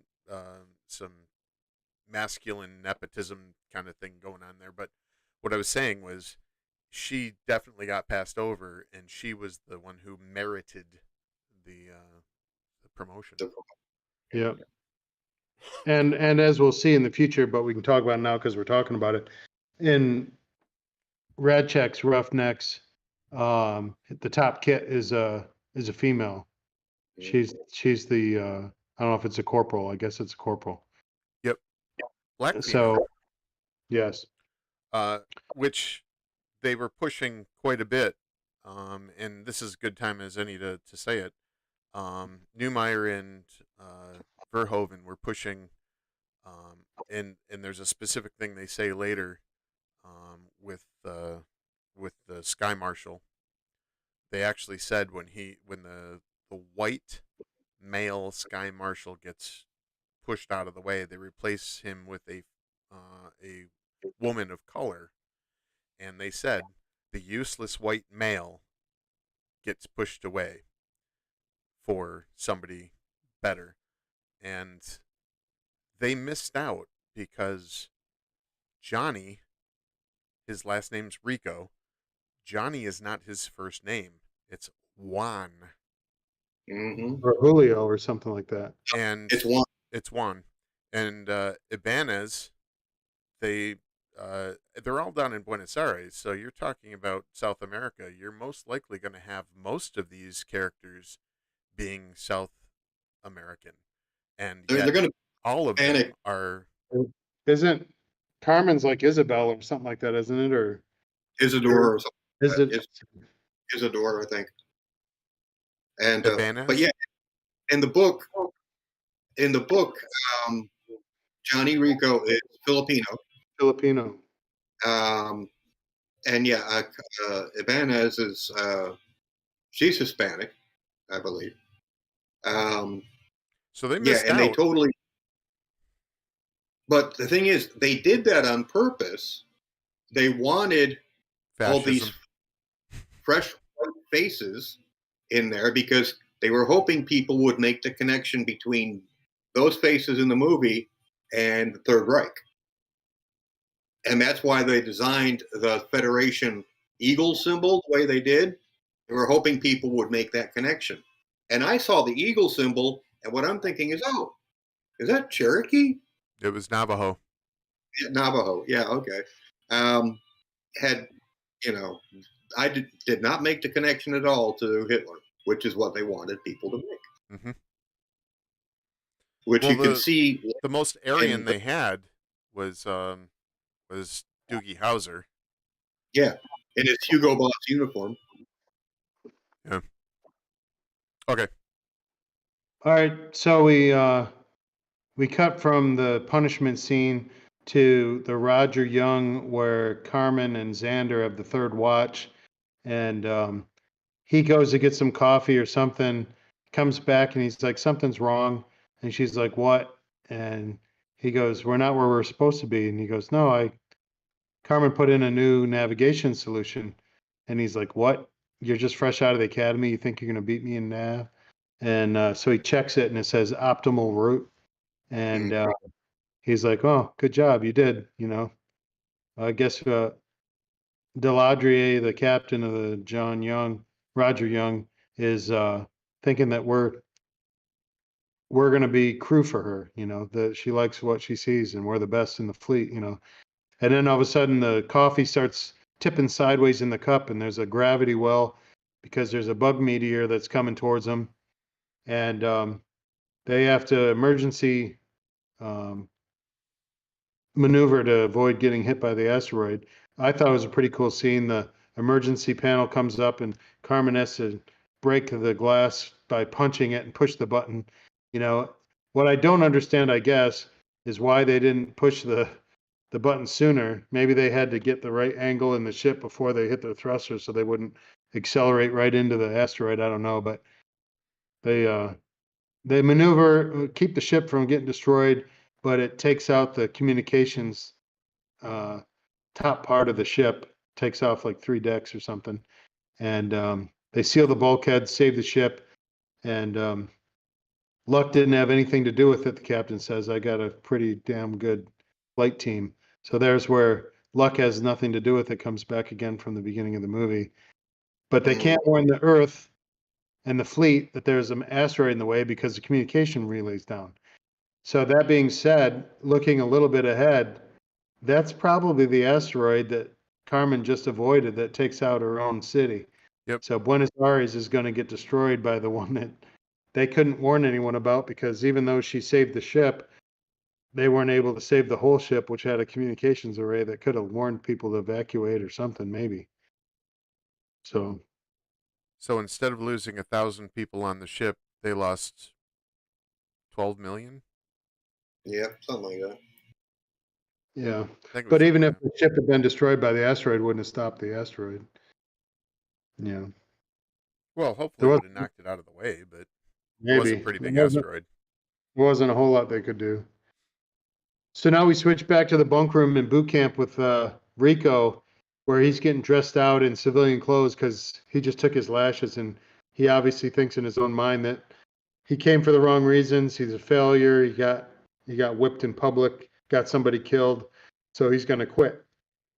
And Diz is a little upset about this, disgusted that he's quitting because he took his licks, probably mad, but not as mad that the fact that she won't be able to be with him anymore, and that's why she joined. But she's honestly pissed off at him for being a quitter and giving up on the service and the government service, which she has come to find family in and meaning in. And so she's mad at him and says, if you leave, that just proves one thing, that you don't have what it takes to be a citizen. And the shaming doesn't help, and he still quits. Mm-hmm. So he goes, your call's coming through, Rico. And he goes, answers the phone, and he had made a call to his parents in Buenos Aires. And he said, I was an idiot. I want to come home. You know, you were right. If you don't disown me, I'll come home and do whatever you say, kind of thing. We can go on that vacation to Zagama Beach or whatever. And then it gets dark in the phone call. And is it rain? He goes, not this time of year. And all of a sudden the phone gets cut off. And we find out that in a second that that was because they're not there anymore. Yeah, Buenos Aires isn't there anymore. In the So book, he doesn't find out. He knows that Buenos Aires got destroyed, but he doesn't realize, because he's not from Buenos Aires, that his mother had been visiting her sister, or visiting somebody. It wasn't her sister, because his aunt, actually is the one that writes them the letter. She was visiting somebody, and she ended up dying, but he doesn't know till later that his dad's still alive. It's an important part of the book, actually. in the movie, they both die. So Yep. Carmen's family dies, Dizzy's family dies, Rico's family dies. That's all we know for now. Everybody dies. Not everybody. Not yet. Not everybody. Well, there's some guy who goes, the only dead bug's a dead bug. He lived too, but there's someone else that we'll get to too. But all of a sudden, everybody's running, and there's a big wave of people all running to one side of the base, and Johnny's like, what's going on? He's like, we're going to war. And they find out that bugs had whacked us, Johnny. And while they're watching this devastation, they start showing footage, and it's like, what was once the Latin paradise is now gone, you know. And then they're like, oh my God, Johnny, it's us. Dizzy realizes it, and Johnny realizes that Buenos Aires just got completely wiped off the map, and their families are dead, and everyone they've known and everything in their life is gone before they joined the service. And the horror and the realization and the anger and the frustration and the rage that they want to kill bugs because the bugs just killed everyone they loved, you know. So Johnny goes back into the commanding officer's thing and says, you got to let me fight. And he's like, you already signed your paperwork, son. You're out of here. And he goes, but my whole family was in Buenos Aires. You got to let me fight, because I'm going to go berserk rage on these guys. You got to let me do it. And Zim picks up the paper off the table, and he looks at the commanding officer like, is this okay, what I'm doing? He's like, go with it. And he's like, "Is this your signature, Johnny?" And he's like, "Yeah." And he goes, "Doesn't look like it to me." And he rips it up, and Johnny didn't have to quit because they lost the paperwork, you know. There's an important part happened right before Johnny walked in, and that was Zim was talking to the captain or Yeah. I have it out of order on my notes, but it's there. So uh, Zim wants to fight. He's obviously like, this is what I've done my whole career for. This is why I'm the best teaching the best. You got to let me to go in this fight. And he goes, the only way I'm getting you out of here to go fight is if you bust yourself down to a private. Do you get me? He's like, yeah, I get you, sir. But he's not happy. But the only way he's going to get into the fight is if he gets knocked down to private.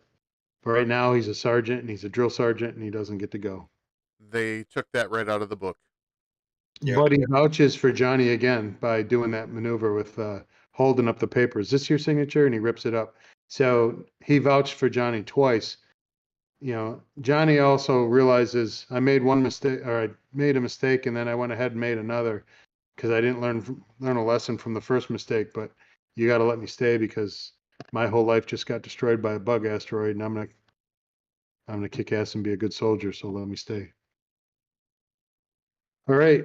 So sorrow, anger. Sky Marshal Dean steps down, and Sky Marshal Maru picks up the. Not yet. Oh, Clendathu. oh, But you can, Sky but Marshal because Dean Clendathu already says that happened, you we're going can to go do to it. war. Yeah, he says we're going to go to war. We're going to bring the offensive to Clendathu. That's what Sky Marshal Dean says. I've watched this movie so many times, I get it out of order sometimes.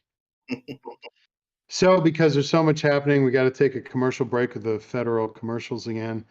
And we've got three this time. The first one is there are new ways to kill bugs. Carl's in the commercial, and we found out that if you shoot him in the leg, he's still 80% combat effective, whatever. If you want to take him down, you got to take out the nerve stem. And he like shoots the nerve stem and kills the bug. It twitches a little bit, but he pretty much takes it out. So we have seen Carl now in an officer uniform, which looks awful like a SS Nazi uniform. But anyway, that was the director trying to make him look fascist. But he's a military intelligence, and they have at least figured out the best way to take a bug down is to take it out by taking the nerve stem out. It's kind of like a zombie, you know, shoot them all day, but they're still coming. Just take out the brain and you They put them down. they did it subtly, but Carl, when he first gets or when he first enlists, fresh faced, very bright, his skin, everything. You can start seeing some of the circles under his eyes now, as he's talking to the camera, and at the end of the movie, it's even worse. But I thought that was a good. Whether they intended it for the reason that I think it was good, I don't know.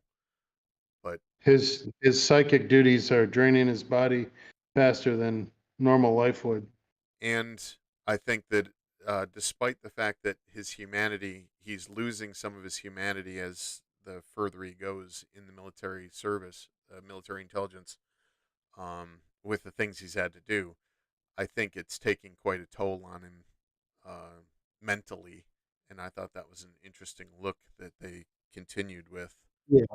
Even more so once they engage the bugs. Yeah. Mhm. Yeah. So the next part of the commercial is everybody's doing their part. Are you? This is the part where the Stomping the bugs. the libtards are doing their part. The frantic, stop the bugs, oh, kill them, you know, and the little kids. Your effort at work, at home, you know, we need you to be part of this too. Brown shirts. Yeah. And then we have the third part of the commercial is we go to the space station Ticonderoga. We're deep inside the arachnid quarantine zone. Wait, what about the guns? The guns to kids. Was that earlier? It might have been part of this one. 'Cause Where that was another. they do have a lot of stuff where they bring in the young crowds and hey, that's a fully automatic burrito, whatever. You know, it's like, oh, look at the gun. I don't know if it was in the beginning of the movie or in these, but Okay. they were trying to show that they were attempting to show that in some sort of a fascist militaristic world, they start early trying to program the kids into wanting to kill with their weapons. That was what they were trying to say. I don't know. It didn't sway me anyway. Good job. Still batting 1,000.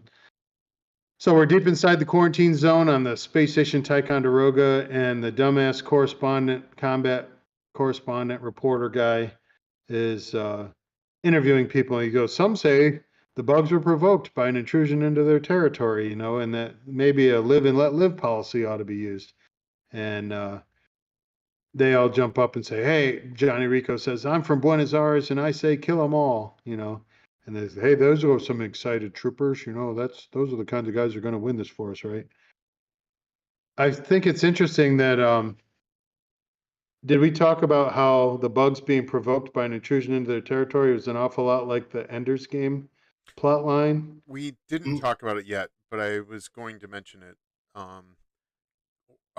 Orson Scott Card said that he never read Starship Troopers before writing his story. He just came up with his idea of ultimate bad guy also being bugs. But I'm willing to accept that he said that. Yeah, I mean, but it is very interesting that they both had the same storyline. There's a lot of them like that. I mean, look at the Avatar movie, where the human race are the bad guys, and the indigenous people are the ones that are like the ones that are being raped for their resources. Yeah, that never happens. All right. Well, we say that the reason we were in Afghanistan for 20 years was because we were hoping to get. The place is rich in resources. And there are some that say that the reason we were there was because of the heroin trade. Not that we were trying to get rid of it, but we were stop it. Yeah, to stop it. Wait, the CIA had something to do with this and drugs? No. Conspiracy theory. Conspiracy theory. Where's my tinfoil hat? Air Afghanistan instead of Air America. I got tinfoil in here. So. America! Fuck yeah. Anyway. It's all Bond. We're here to help. Yeah. All right. So they're in the space base and they go, hey, let's get tattooed together. And so before they go to get a tattoo, I guess Caermon notices Rico and says, Johnny Rico. And he turns around and is like, oh, it's Caermon. And she goes, you don't look happy to see me. He goes, should I be? He goes, Johnny, I probably did what was best for both of us because now that we're going to war, he's like, yeah. And Xander shows up and he goes, oh, Wait, yeah, we're, you said we Carmen, right? Together. Slut. Huh? Sorry. You said Carmen. I forgot to say slut. Oh, you did. Yeah, my bad. Sorry. Caermon. Slut. Slut. Okay, good job. All right. What's Xander? Douchebag. So Xander, douchebag. All right. So Xander shows up and Rico's like, oh, this is what's best for both of us? Thanks. Don't do me any favors. And Xander's basically like, you got something to say about this, Private? And he's like, no, sir, not to an officer. Mobile infantry doesn't make stupid troopers.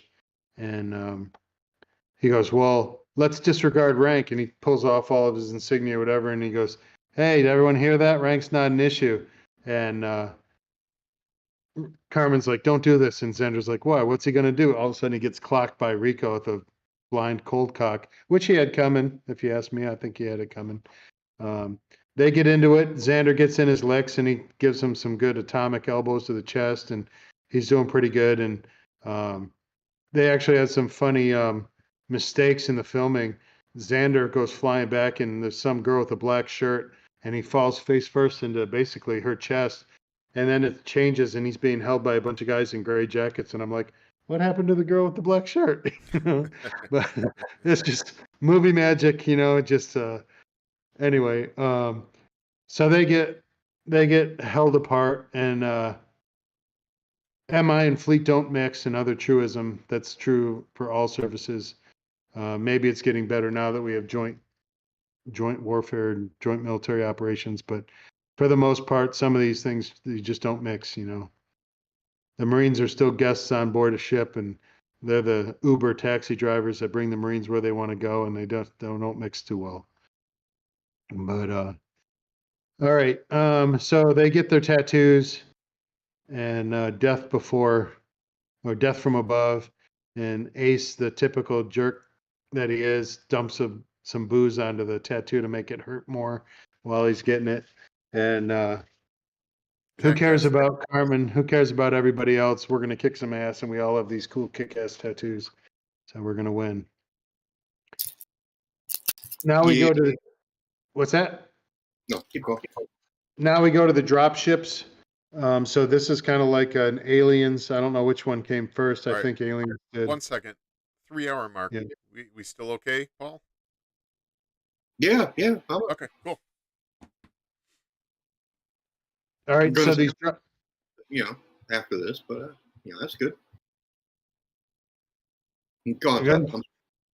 all right. Aliens come out. Well, the alien dropship's like elevator to hell, going down. That's that kind of a scene. All these dropships come out of the Roger Young and the other cruisers, and they're all basically in like cargo containers, held up by these little puddle jumper plane. We got to talk about this. landing ships. All of these capital ships are stacked on top of each other. Yeah. What the fuck? That Sky Marshal should have gotten his ass torn off a long time before this, before Well, the Clendathu bullshit. But in what the real- fuck? In real amphibious operations, all the amphibious ships, the most danger they're in is when they're dropping off their landing craft into the water. Now they're offshore. They try to do it far enough offshore that they're not going to get hit by bombardment, but they're very vulnerable when they're going. They fill the well decks up with water so they can float out all the things out of the well decks, and then all those landing craft coming in. They're the most vulnerable part of the whole operation is when you're trying to get to shore and establish a beach line, a beachhead. I understand that, but they should have learned. Well, that would have been like if every carrier we owned was parked like 7 feet apart in the Persian Gulf. That's what Well- I'm saying. It was the most idiotic thing, but whatever. So this is the first time when they're having the bug plasma, and Intel says it's going to be light and ineffective, right? So maybe the aging you see on Carl's face is the fact that the Intel guys are doing the best they can to figure this shit out, and they're not always getting it right because they're being strategically surprised by the bugs. Because now it wasn't light or random; it was heavy and accurate and calculated, and we lost a lot of ships, and that's taken a toll on the Intel guys too, perhaps. That could be. And They're Christiana getting ready McPoor buys it on the planet. One of my favorite scenes. When you have When who buys when you it? have the media guy buy it on the planet, that's just freaking awesome. Yeah, it's coming up. So everyone's terrified in their drop ships, and you get this one guy who's in the credits, and this I think it's the only time you see him anywhere else in the movie. He's like, "Remember your training, and you will make it back," and it's like, That was the lieutenant. well, Yeah, he dies the second they walk out. if you make it back, you could say that, and the ones who didn't aren't going to say anything because look at the people of Hiroshima. They got nothing to say either because they got killed too. It's kind of like who's going to say anything wrong? Then the guy goes, "If you remember your training, you will make it back." And the only people who could ever say he's wrong aren't coming back. So Piece of trivia. Do you know who the actor is? I didn't know for sure who he was. Yes. He's the son of Gerald Ford. Oh, Jack Ford. I think. I don't know. And Can't remember. the guy who was in Buenos Aires looking at the dead dog and saying the only good bug is a dead bug was actually the producer of the movie. yeah. Well, there you go. All right, so Tidbit. Aliens came out before. Say Carmen. slut, Carmen. Slut. Blood. I had to say it because you said Carmen. I know. Slut. But I it said took you a while. It's like the knights who say knee. Neat. Icky, icky, icky. Tang, fong, fong. Anyway. Shh, wait. All right. So the bug plasma starts taking out some landing craft, starts taking out a couple of the heavy cruisers, and they finally come to the nice. They finally come just because every time we do one of these, we talk about the Holy Grail, so you were ready. Well, it is coming up. I will be doing the Holy Grail soon. There is some wonderful filth over here. I'm just saying. So Deladrier realizes when everyone, her flight crew looks back and looks her in the eye, and she's like, "This isn't light or spurious. Someone made a goddamn mistake. You know, this is like, get me out of here." And so they take a hit. It's not a fatal hit, but you see an explosion where Carmen's kind of like knocked out of her chair and everything. And so things are going bad in the sky. And now we have the landing zone, and things are about to go bad in the landing zone. So the thing that struck me about the arrival of the bugs is the way that they swarmed. And when they were swarming, they immediately go to the humans, and the humans are swarming just like the bugs are. So if you look, they're all coming out of their landing craft, and it looks like here's a swarm and here's a swarm, and everybody's swarming. You know, it's like Swarm, there's everywhere. Swarm, swarm. so they come to the bugs. All of a sudden, they're like the first two bugs are Johnny or Rico and Levy nuke them. So they bring up a couple nukes and they tactical nuke them. And I think Theron, you have a comment about this nuclear explosion, but the nuke goes down the hole, or is it the next one that later on when that happens? No, this it's one. this one. They nuke them. So you got two nukes going off actually because they each send But nukes they can down. hide behind a ridge and they'll be okay. Yeah. It's the you have to watch out for because that it's got radioactive dust and all sorts of stuff. But you know, it's all good. I was just going to say that Dale Dyer, I think his last name's Dyer, the general from the end, he was the military consultant for the movie. He hated everything that Verhoeven was doing. He he was trying to point the right direction as to what the military would do, but it just fell on deaf ears. But do you know who I'm talking about? The white hair guy. He's a military advisor for a lot of movies. Yeah, he's highly decorated as well. He was in Under Siege with Steven Seagal. Oh yeah, Casey Ryback. He's one of our best guys. You know, he's good guy. He's one of the teams. Yeah. Yeah, I like him. He's cool. But he's a highly decorated war vet, Purple Heart. So after they nuke the bugs are still coming, and they see a guy get skewered. So the first time they see a guy take a couple of the claw hits and poke through, and he's nearly dead when they start firing, and they start firing, but Ace kind of freezes up a little bit, and he doesn't do anything. And Rico looks at him, he's like, kill them all. And Rico kind of takes charge, and everybody follows Rico's lead. And it takes Ace a second to catch up, and then he realizes he needs to be part of this firing line too. And he catches up to the firing line, and they all start firing and being pretty accurate and pretty good as a firing line of people. And they're advancing towards the enemy. So it's the very first contact they have.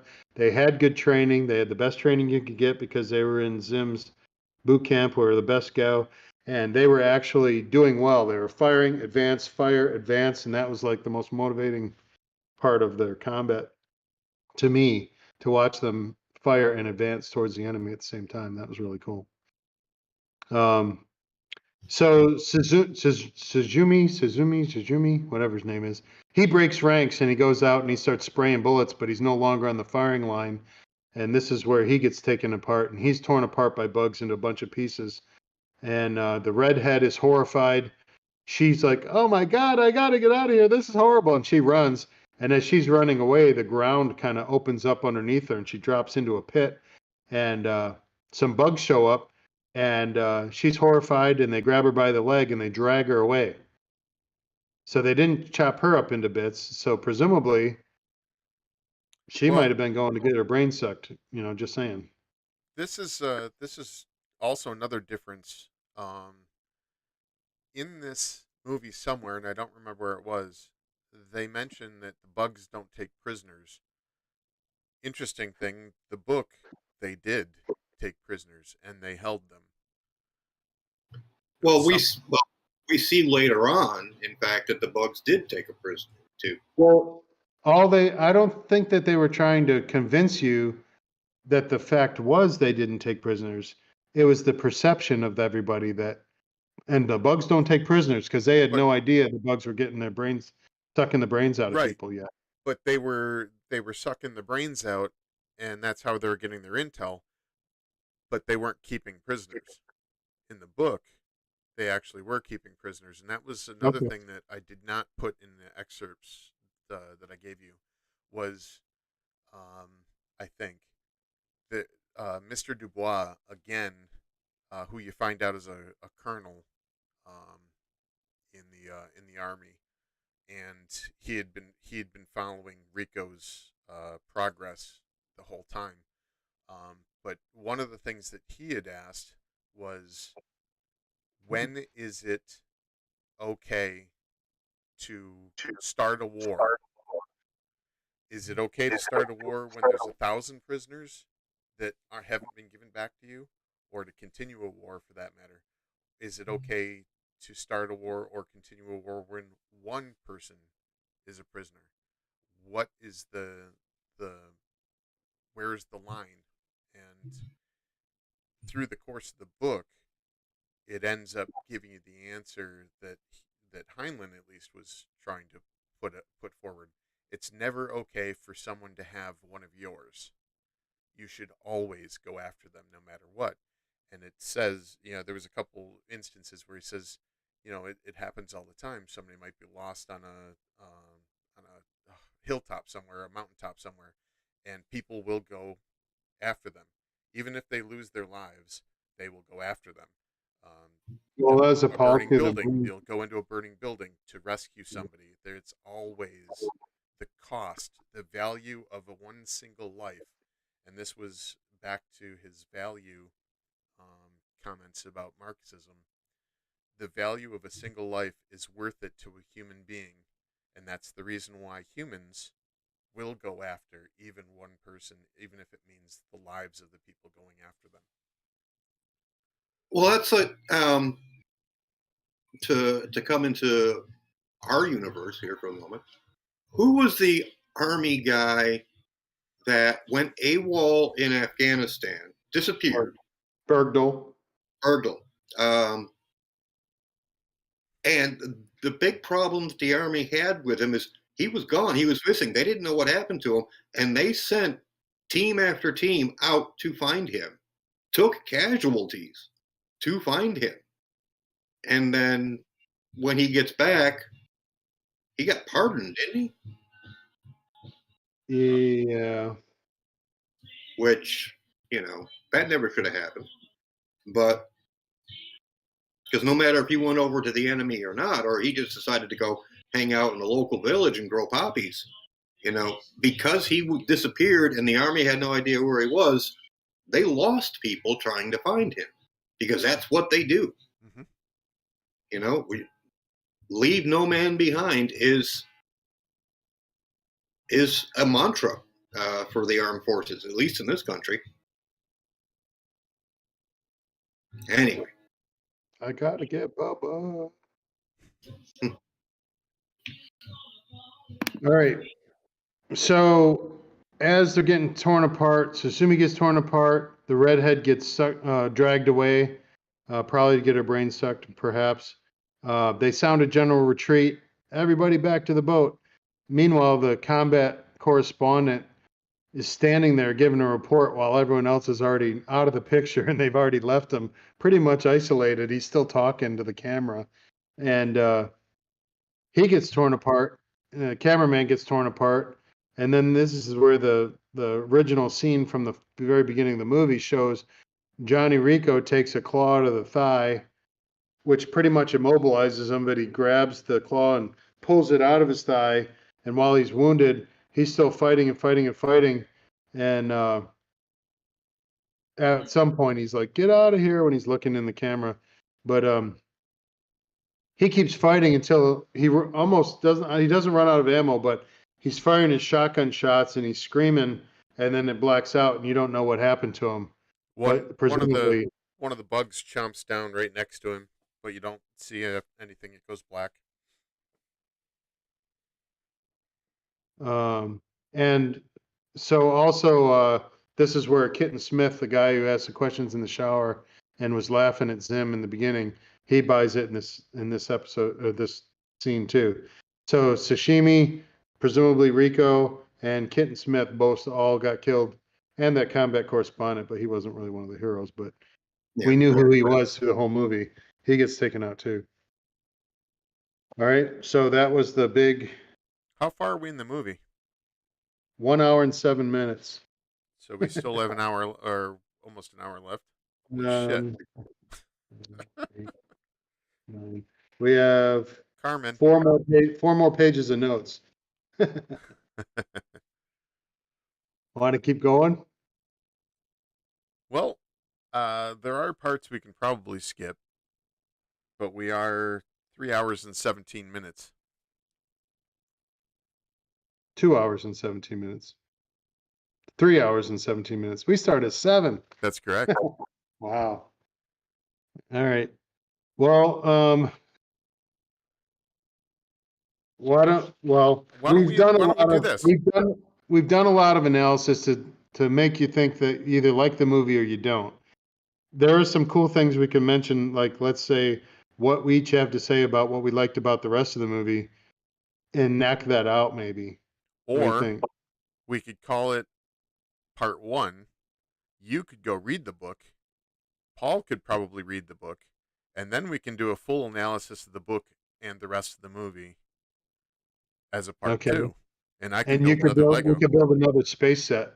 Yeah. Maybe that super cruiser. Yeah, the Galaxy Explorer. I mean, if you're willing to do that, I'm all for a part 2. No, that's fine. We have a lot of notes left, and there's a lot of good content. So if you've heard about all the depth of this movie and you haven't decided that you might want to take another look at it, or at least acknowledge the fact that there was a lot more there than people took it as, "Oh, I thought that movie was stupid." I'm like, well, we're not talking to you because you're obviously not even listening to a thing. You know, if you didn't get something out of this movie at all, I feel sorry for you, but there's nothing we're going to say that's going to convince you. But if you realize now that there's a lot more there than you even realize, it might be worth watching it again because this is a pretty deep movie. And so it's worth doing it again. Maybe a part 2 is great. Great idea. I think it is. And I have to agree with Todd.